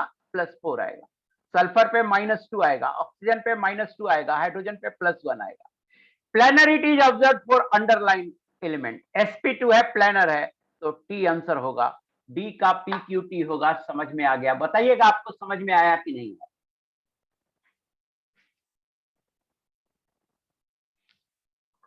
हाँ, यहाँ H2CO2S होगा। आ गया समझ में? 9 हो गया। अब 10 आप आराम से कर सकते हैं। Find the number of di basic, basicity देखो, बेसिसिटी लिख रहे हैं, इसका 2 है, इसका भी 2 है, H3PO2, इसका 1 है, H3PO3, इसका 2 है, H3BO3, इसका 1 है, H3PO3 का 2 ही होगा ना, PO3 है, P double bond OH OH OH H3PO3, हाँ 2 ही होगा, तो आंसर इसका 3 होगा। मुझे बताइए इन पांचों में आपको समझ में आया? पहले समझा चुका हूं तो यस क्लियर होगा। आई होप कि डिस्कशन खत्म हो गया। अब अपन आगे बढ़ते हैं, मोल लेक्चर 2।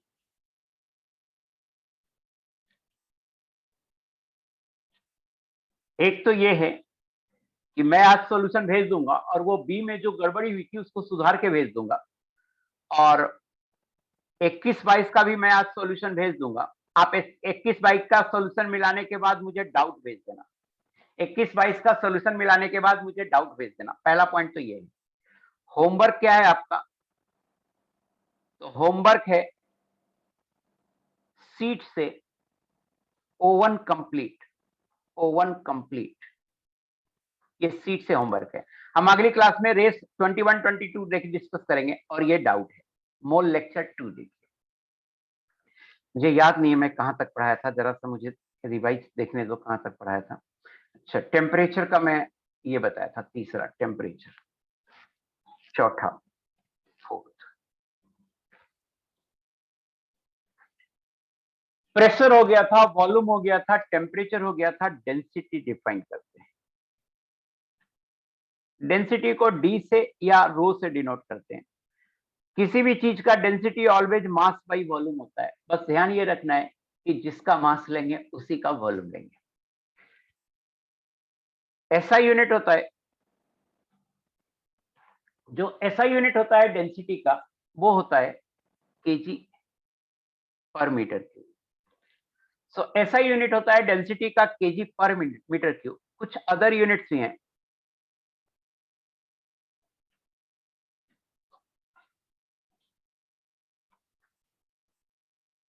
कुछ अदर यूनिट्स भी हैं, उसे देखते हैं। अदर यूनिट है ग्राम पर लीटर, ग्राम पर एमएल। ये दोनों बहुत ही पॉपुलर यूनिट है, ग्राम पर लीटर, ग्राम पर एमएल। और भी यूनिट हो सकता है, एएमयू आ सकते हैं मास की जगह पे, और एंगस्ट्रम क्यूब आ सकता है वॉल्यूम की जगह पे। बट एएमयू पर एंगस्ट्रम क्यूब, चूंकि अभी एएमयू पढ़ाया नहीं हूं तो केवल लिख दे रहा हूं, उसको समझाऊंगा नहीं। जब मैं पढ़ा दूंगा तो आप समझ जाएंगे अपने आप। कन्वर्जन देखिए,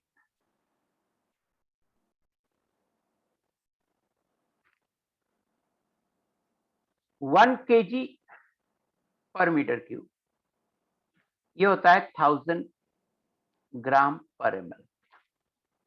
1 kg पर मीटर क्यूब होता है 1000 ग्राम पर एमएल।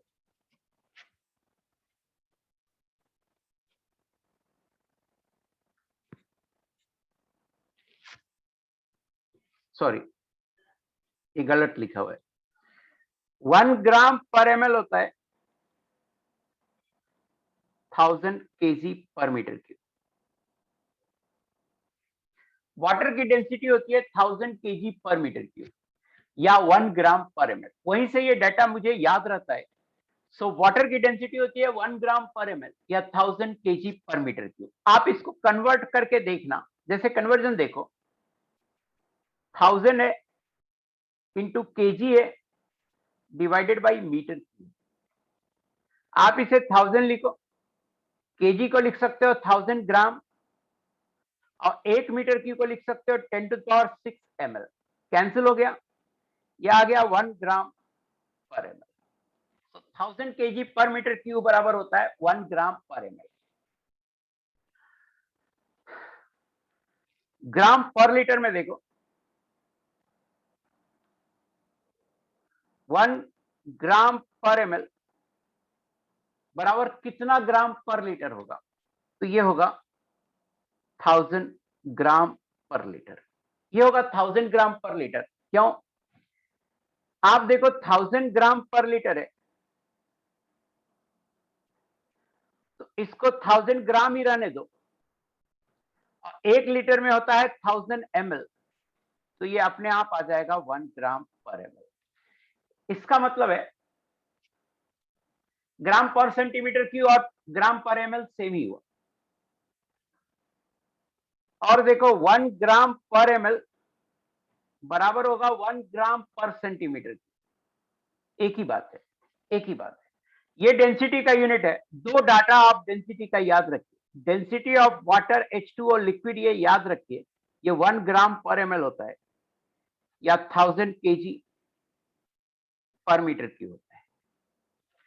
और density of mercury Hg liquid, ये होता है 13.6 ग्राम पर ml, और ये होता है 13600 केजी पर मीटर क्यूब। अब एक टर्म है स्पेसिफिक वॉल्यूम, ये हो गया डेंसिटी। पांचवा टर्म है स्पेसिफिक वॉल्यूम।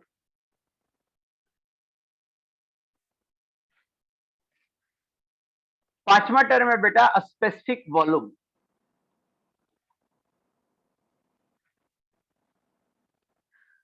स्पेसिफिक वॉल्यूम होता है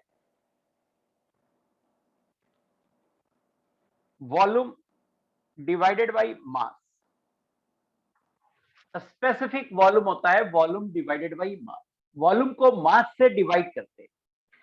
तो इसका मतलब ये हो गया 1 बाई डेंसिटी। ये क्या हो गया? 1 by density means inverse of density is called specific volume. Unit क्या होगा? तो यूनिट होगा मीटर क्यूब पर केजी, ऐसा यूनिट। अदर यूनिट क्या होंगे? अदर यूनिट्स होगा लीटर पर ग्राम, ml पर ग्राम, ये सब अदर यूनिट है। 6 है एक टर्म स्पेसिफिक ग्रेविटी।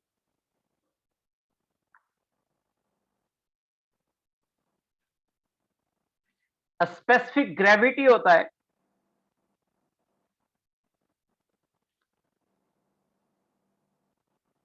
ये डिफिनेशन है कि डेंसिटी ऑफ लिक्विड, कोई भी लिक्विड की density divided by density of water. Specific gravity होता है density of a liquid with respect to water. तो मुझे बताइए ये स्पेसिफिक ग्रेविटी ऑफ मरकरी कितना होगा? ये डेंसिटी का रेशियो है, दिस इंप्लाइज यूनिटलेस क्वांटिटी होगा, unitless quantity. Specific gravity of mercury होगा, यूनिट नहीं लिखेंगे, संभव यूनिट नहीं लिखेंगे, यूनिट लिख रहे हैं गलत लिख रहे हैं, ये होगा 13.6, यूनिटलेस क्वांटिटी है, तो 13.6 होगा। तो डेंसिटी हो गया, स्पेसिफिक ग्रेविटी हो गया 7। देखिए इतना मोटा क्यों चल रहा है?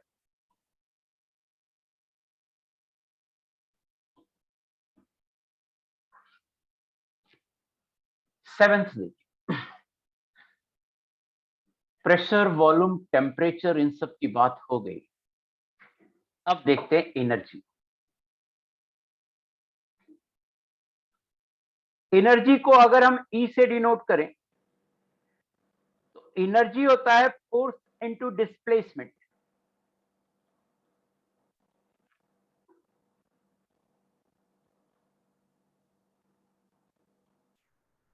जो इसका ऐसा यूनिट होगा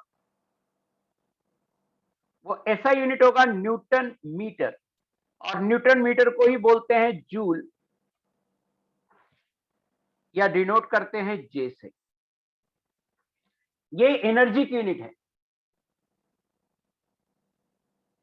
कुंदन खातिक, आप हमसे कह रहे हैं कि what is the meaning of specific in terms of chemistry. ये बड़ा सवाल है और मैं वही इसका बहुत छोटा आंसर करता हूं जो बहुत सही नहीं है।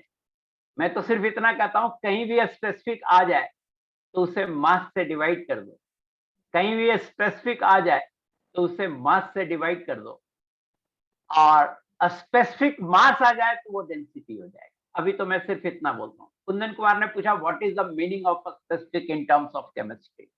Not only in terms of chemistry, आप फिजिक्स भी जोड़ लो, कहीं भी स्पेसिफिक आ जाए तो आप उसे मास से डिवाइड कर दो, और स्पेसिफिक मास आए तो आप उसे वॉल्यूम से डिवाइड कर दो। Specific mass is nothing but density. Specific heat में भी मास से ही डिवाइड होगा।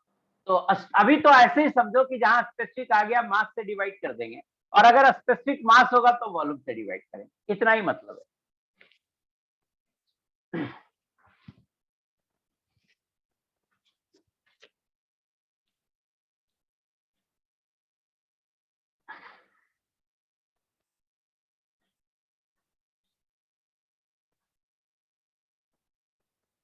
हाँ, ग्रेविटी में नहीं किए, स्पेसिफिक ग्रेविटी में नहीं किए, वहां पे वैसा नहीं। स्पेसिफिक ग्रेविटी एक सिंगल टर्म ऐसे यूज करो, वो अलग ही डिफाइंड है, डेंसिटी का रेशियो है। इन जनरल जैसे किसी फिजिकल क्वांटिटी, किसी भी फिजिकल क्वांटिटी के पहले अगर मास आ जाता है, अगर स्पेसिफिक आ जाता है तो उसे मास से डिवाइड करते हैं। जैसे हीट कैपेसिटी, हीट कैपेसिटी अगर सी है तो स्पेसिफिक आ जाएगा तो C/m हो जाएगा। जैसे specific internal energy, internal energy अगर यू है, स्पेसिफिक आ जाएगा तो मास से डिवाइड हो जाएगा। एक आध जगह एक्सेप्शन है, बोला ना कि एक जगह एक तो स्पेसिफिक ग्रेविटी ही हो गया, और एक जगह हुआ स्पेसिफिक मास होगा तो क्या होगा, तो उसको डेंसिटी बोलेंगे। स्पेसिफिक मास को डेंसिटी बोलेंगे, स्पेसिफिक ग्रेविटी को डेंसिटी रेशियोज बोलेंगे।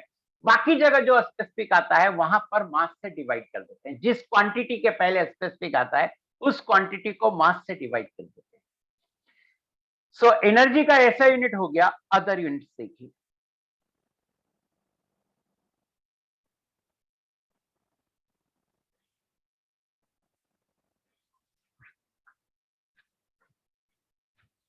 अदर यूनिट्स देखिए।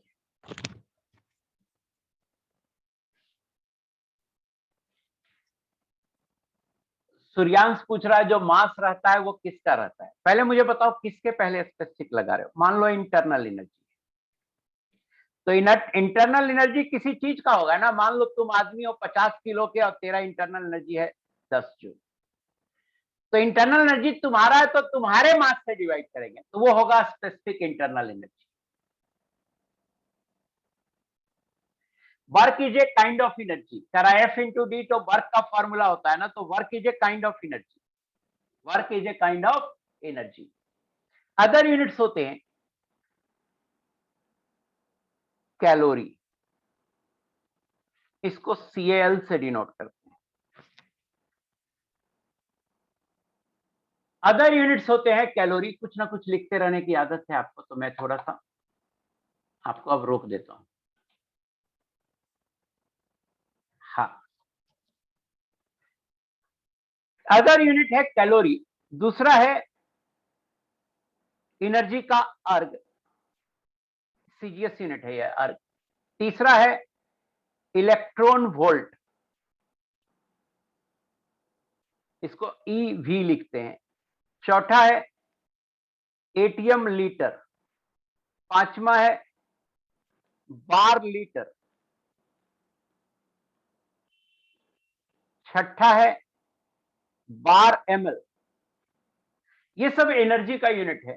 और आपको मैं कन्वर्जन बताता हूं जो आपको याद रहना चाहिए। 1 कैलोरी होता है 4.18 जूल, जो लगभग बहुत ही फ्रीक्वेंटली 4.2 जूल यूज करते हैं।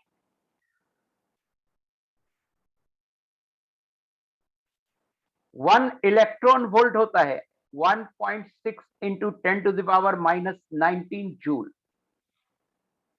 अब देखो 1 ATM लीटर ये होता है 100, ये होता है 101.3 जूल। कैसे? तो 1 कैलोरी आप याद रखें कि 4.18 जूल होता है। 1 इलेक्ट्रॉन वोल्ट होता है 1.6 इंटू 10 टू पावर -19 जूल। जो इलेक्ट्रॉन पे चार्ज है वही होता है। 1 ATM लीटर कैसे निकालेंगे? 1 ATM लीटर को लिखेंगे 1 ATM इंटू 1 लीटर, ये होगा 1.013 into 10 to the power 5 newton per metre square. अब 1 लीटर होता है 10 टू पावर -3 मीटर क्यूब, तो ये हो जाएगा 101.3 न्यूटन मीटर। और न्यूटन मीटर को लिख सकते हैं जूल, 101.3 जूल।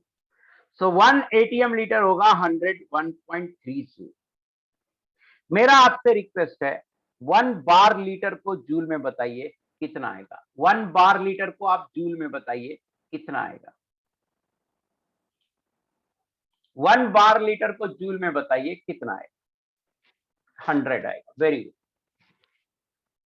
ये होगा 1 बार इंटू 1 लीटर, ये होगा 10 to power 5 newton per metre square into 10 to power -3 metre cube, ये होगा 100 जूल। सो 1 बार लीटर बराबर 100 जूल। 1 बार ml देखिए, 1 बार ml ये होगा 1 बार इंटू 1 ml। 1 बार होता है 10 to power 5 newton per metre square और 1 ml होता है 10 टू पावर -6 मीटर क्यूब, ये हो जाएगा 0.1 न्यूटन मीटर। और फॉर्मूला आ जाएगा, एक कन्वर्जन आ जाएगा 1 बार ml बराबर 0.1 जूल। आई होप कि आपको ये सब समझ में आ गया हो। सो एनर्जी की यूनिट भी हो गई, एनर्जी की यूनिट भी हो गई, कन्वर्जन फैक्टर भी हो गया।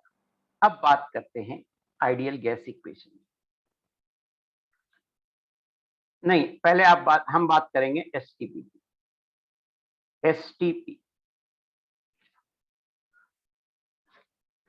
एसटीपी का मतलब होता है, STP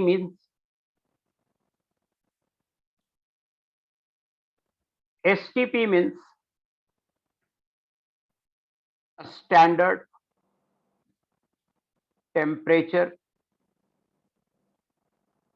and pressure. STP means standard temperature and pressure. Temperature होता है 0 डिग्री सेल्सियस, ये होता है 273.15 केल्विन, इसको हम 273 केल्विन ले लेते हैं। प्रेशर होता है 1 बार, प्रेशर कितना होता है 1 बार, फिक्स वैल्यू है स्टैंडर्ड टेम्परेचर एंड प्रेशर। या एक फिक्स वैल्यू है standard temperature and pressure. Temperature होता है 0 डिग्री सेल्सियस मींस 273 केल्विन और प्रेशर होता है 1 बार। दूसरा है एनटीपी। एनटीपी होता है नॉर्मल टेम्परेचर एंड प्रेशर।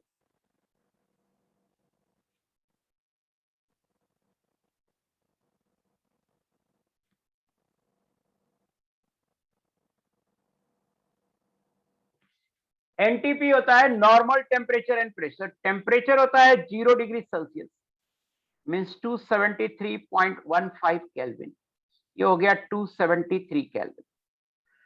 और प्रेशर होता है 1 बार। प्रेशर कितना होता है? 1 बार। सॉरी, एनटीपी है तो प्रेशर होता है 1 एटीएम। जब नॉर्मल होगा तो एटीएम में होगा प्रेशर, और जब स्टैंडर्ड होगा तो बार में होगा प्रेशर। हाउएवर 1 बार और 1 एटीएम में ज्यादा अंतर नहीं है, तो एसटीपी एनटीपी को लगभग लगभग सेम ले लेते हैं, एग्जैक्टली सेम नहीं होता है। और सबसे ज्यादा तो ये बोलता हूं कि क्वेश्चन में भी लिखते एसटीपी हैं और यूज ज्यादा एनटीपी की तरह करते हैं।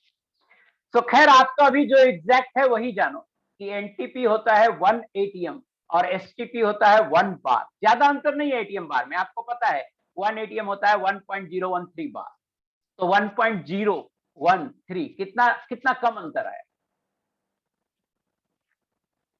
हाँ, टेम्परेचर सेम ही होगा, सेम लिखा तो सेम ही होगा ना, टेम्परेचर क्या होगा? सेम ही होगा। एसटीपी एनटीपी हो गया। अब है एक आइडियल गैस इक्वेशन।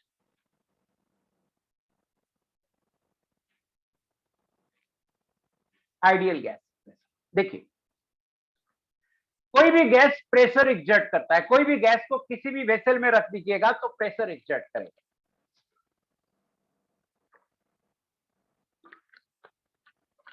किसी भी गैस को किसी भी वेसल में रख दीजिएगा तो प्रेशर एग्जर्ट करेगा, तो आप कुछ वॉल्यूम ऑक्यूपाई करेगा और एक सर्टेन टेम्परेचर होगा। तो pressure, volume and temperature of A definite amount of A gas is related by an equation called ideal gas equation. pressure, volume, temperature of a definite amount of a gas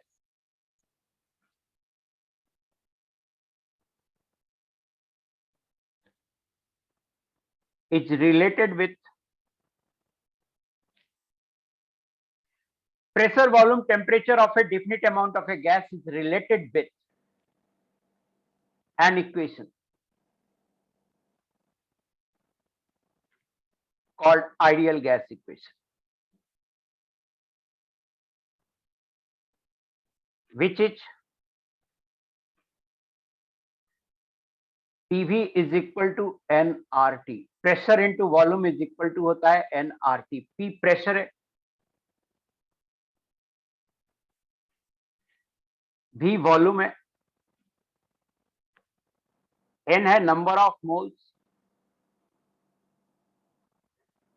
T है absolute temperature,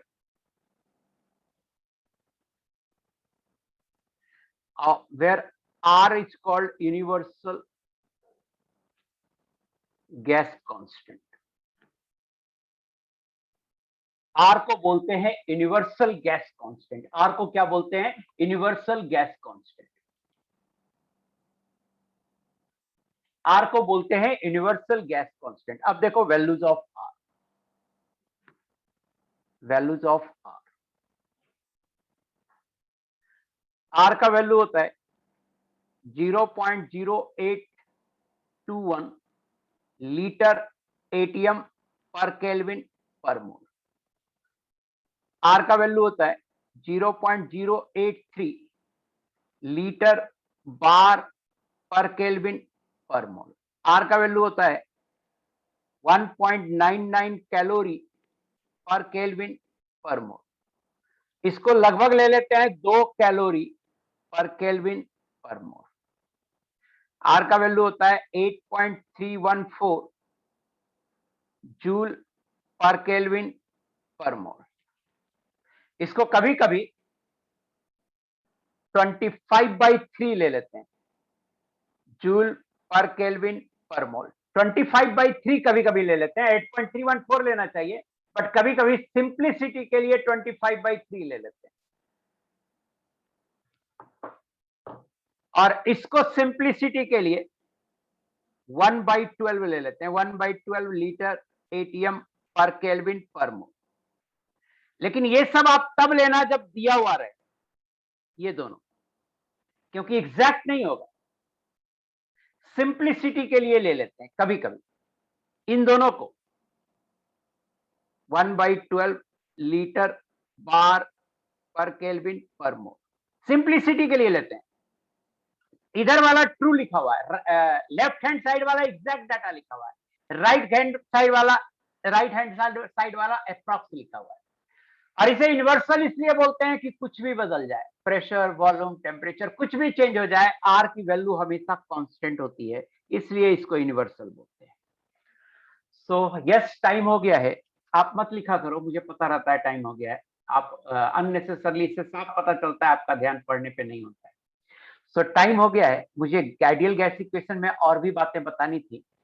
आज एक जगह थोड़ी गलती हो गई थी, जिसके कारण क्या हो गया था, थोड़ा टाइम भी खराब हो गया था, बट इस तरह की चीजें कभी कभार हो जाती है। अमन जी, आप पूछ रहे हैं आइडियल गैस कौन सी गैस होती है, तो जो भी गैस आप जानते हैं वो कोई आइडियल गैस नहीं है, वो आइडियल गैस की तरह बिहेव करती है। आइडियल गैस की डिफिनेशन होगी, मोल कंसेप्ट पढ़ रहे हैं, संभव हम लोग मोल कंसेप्ट पढ़ रहे हैं। आप आज भी तो लिखा था मोल 2, मोल कंसेप्ट पढ़ रहे हैं हम लोग। अभिषेक, मैं फास्ट नहीं हूं बेटा, नहीं हूं फास्ट। आपको पढ़ा क्या रहा हूं अभिषेक, ये तो देखो, पढ़ा क्या रहा हूं, डेंसिटी का यूनिट, और मैं फास्ट हूं?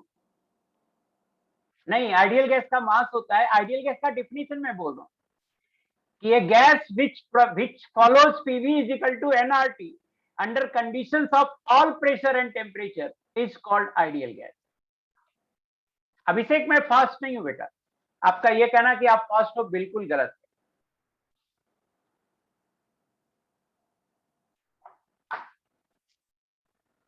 सो आई होप, क्लास खत्म कर देता हूं, पहले फिर बात करूंगा। क्लास खत्म कर देता हूं। मोल का सीट अपलोड हो गया होगा, आप देखिएगा अपलोड हो गया होगा मोल का।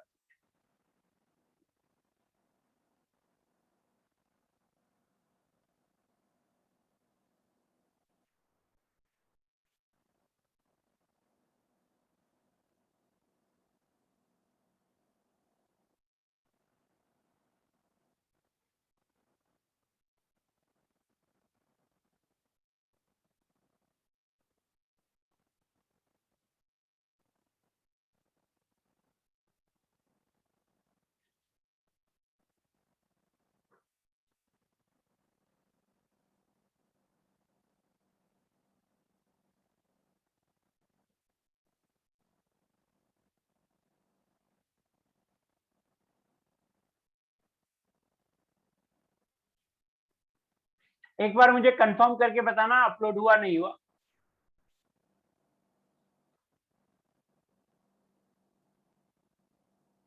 आईओसी के लिए एनसीईआरटी काफी नहीं है, आईओसी के लिए काफी है आपको अपना सीट, हमारा हैंडआउट लेक्चर नोट और हमारे रेसेस, इतना काफी है। सिर्फ आपको सीट, हैंडआउट एंड रेसेस करने।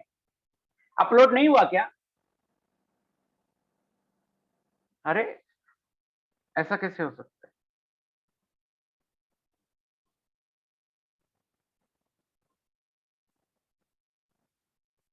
कहां अपलोड कर दिया मैंने?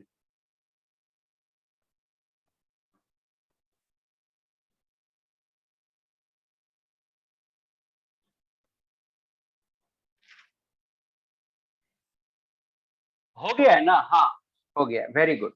अब आपको कुछ डाउट है तो आप पूछ सकते हैं।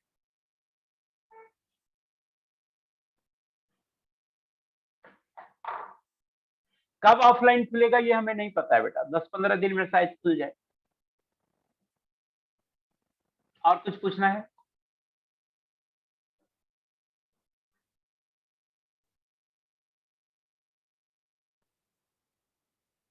पीसी के लिए कोई बुक नहीं, अभी आप मेरा लेक्चर नोट पढ़िए, कोई बुक नहीं।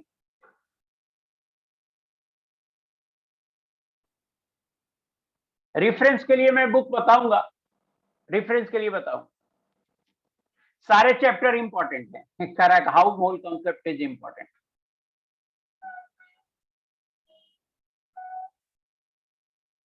एक बार डिस्कशन हो जाए केमिकल बॉन्डिंग का, स्लो नहीं है, स्लो भी नहीं है, फास्ट भी नहीं है, आप अपने हिसाब से मत देखा करो। आशुतोष दास, डाइपोल मोमेंट के बाद समझ में नहीं आया, कोई बात नहीं, अगर किसी को नहीं समझ में आया तो वो एक्स्ट्रा डाउट क्लास जो लगती है उसमें पूछ सकता है। अभी आइडियल गैस हो गया क्या, जो प्रेशर टेम्परेचर पे इतनी बात कर रहे हो? अभी तो मैं बताया कि एक इक्वेशन होता है, फास्फोरस एसिड से हाइपो। आप तो डाउट क्लास में पूछना, मैंने ये खत्म कर दिया यहाँ पे, डाउट क्लास में पूछना।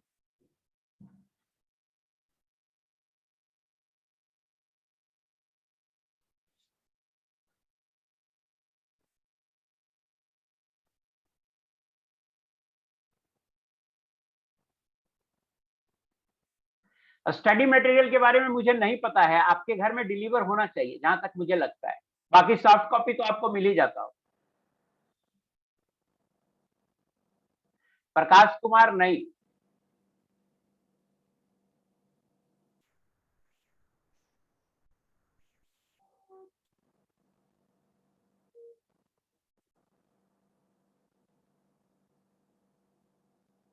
नहीं, इनऑर्गेनिक के लिए मैं कोई और बुक नहीं सजेस्ट करता हूं, सिर्फ और सिर्फ सीट कीजिए, रेस कीजिए, हैंड आउट कीजिए, और जो जेडी ली बुक बोला था वही देखिए, बस जेडी ली देखिए। अच्छा, कुछ बच्चे बोल रहे हैं हो गया है डिलीवरी मॉडल, तो आप किसी का नहीं हुआ है तो उसको हो जाएगा। सर अब आइडियल इसलिए बोलते हैं, कोई तो नाम देना होगा ना। तो आइडियल इसलिए बोलते हैं कि वो गैस का सबसे आइडियल फेज है, फोर्स ऑफ अट्रैक्शन उसमें जीरो मानते हैं, कुछ तो नाम देना होगा। तो आइडियल इसलिए बोलते हैं कि उससे ज्यादा आइडियल हो ही नहीं सकता है, उसमें नो फोर्स ऑफ अट्रैक्शन मानते हैं, तो सर्टेन रूल को पहले मान लिए हैं कि ये फॉलो करेगा, इसलिए आइडियल बोलते हैं। कोई भी गैस जो होती है वो आइडियल नहीं होती है, कोई भी गैस जो आप जानते हैं, हाइड्रोजन, ऑक्सीजन, नाइट्रोजन, ये कोई भी गैस आइडियल नहीं होती है। हाँ, अक्षत गुप्ता आप बोल रहे हैं सर एक्स्ट्रा क्लास में डाइपोल के बाद रिवाइज करवा दो, तो वो मैं जो एक्स्ट्रा क्लास अब 2 हो गई है हमारी, 2 करवा लिया हूं, मैं खुद करवाया हूं, तो वो मैं सिर्फ पीपी, ये जो मैं ऑनलाइन बैच है उसमें करवा पाऊंगा, अलेन प्लस पे कराऊंगा। नहीं भाई, अभिनव दुबे, आइडियल का मतलब मासलेस नहीं होता है, आइडियल का मतलब मासलेस नहीं होता है, नहीं होता है आइडियल का मतलब मासलेस।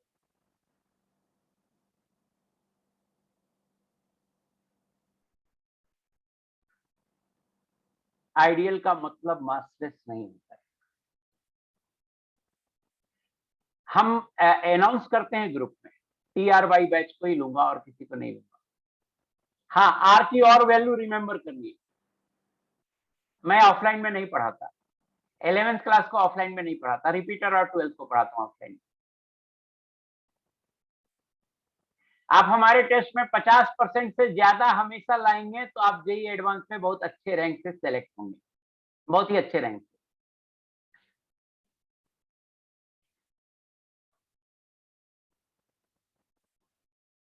मैं ऐसा करूंगा, एक डाउट क्लास जूम पे लूंगा और एक डाउट क्लास अलेन प्लस पे लूंगा, तो दिक्कत नहीं होगी।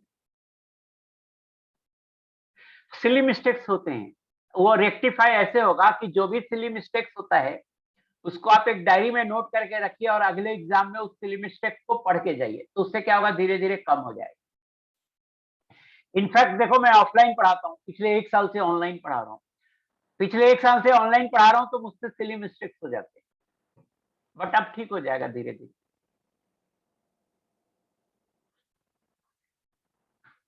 स्टार बैचेस के लिए अभी बने ही नहीं है, बनेंगे तो आपको पता लग जाएगा, अभी क्या बताएं आप। हमारे टॉप 50 में आएंगे तो स्टार बैच में भी आ जाएंगे।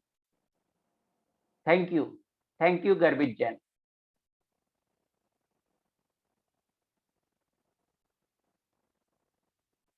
प्रकाश कुमार क्यों गलत हो गया केमिस्ट्री में 8?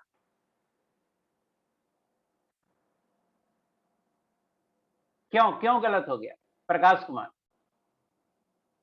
सिली मिस्टेक, मुझे बहुत अच्छे से पता है सिली मिस्टेक, ये आपके जरूर सिली मिस्टेक्स ही होंगे। जिस तरह से तुम क्या करते हो, कुछ भी मैसेज करते हो आगे का, तो पहले का शायद लेक्चर देखे हुए हो या पिछले क्लास पिछले साल से अटेंड कर रहे हो, जिसके कारण तुम कुछ ना कुछ लिखते रहते हो, तुम्हें लगता है तुम्हें सब कुछ आता है।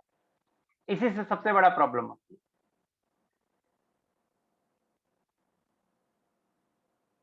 सर बस हमारे फेज नहीं, सारे फेज से टॉप 50 बोल रहा हूँ, सारे फेज से टॉप 50 बोल रहा हूँ। Thank you Shubham.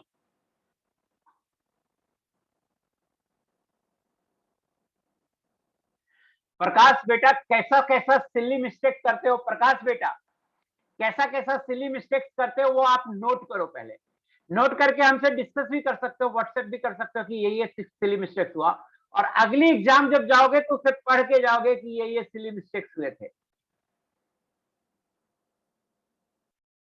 अच्छा, कुंदन कार्तिक कह रहा आधे से ज्यादा क्लास 11 रिपीट कर रहे हैं, इसीलिए ना वो हमें आगे की बात बोलते हैं तो हमको समझ में नहीं आता है क्यों आगे की बात बोलते हैं। हाँ, सबसे बड़ा प्रॉब्लम है सिली मिस्टेक। ये कैसे रेक्टिफाई होगा, लगभग 6 से 7 महीने में रेक्टिफाई हो जाता है बेटा। उस सारे सिली मिस्टेक्स को आप नोट करके रखिए। पहली बात तो यह है कि आपको टाइम के बारे में नहीं सोचना है कि टाइम कम है हम ज्यादा से ज्यादा सवाल बनाए, नहीं, आपको ऐसे सोचना है कि जो भी बनाए वो सही बनाए, ऐसे सोचना है। और दूसरा सोचना है कौन सवाल टफ है, किसमें कितना टाइम दी। अगर लग रहा है कि टफ है, कॉम्प्लेक्स होता जा रहा है, तो वहां टाइम नहीं बर्बाद करना है। तो पहले टाइम नहीं सोचो, पहले तो सोचो कि आप सवाल जो बनाए वो बन जाए। तो सवाल पहचानो कि कौन कौन सा सही बना ले, कौन कौन सा हमारे रेंज में है और बन जाएगा। कुछ भी आंसर मारने की टेंडेंसी नहीं होनी चाहिए।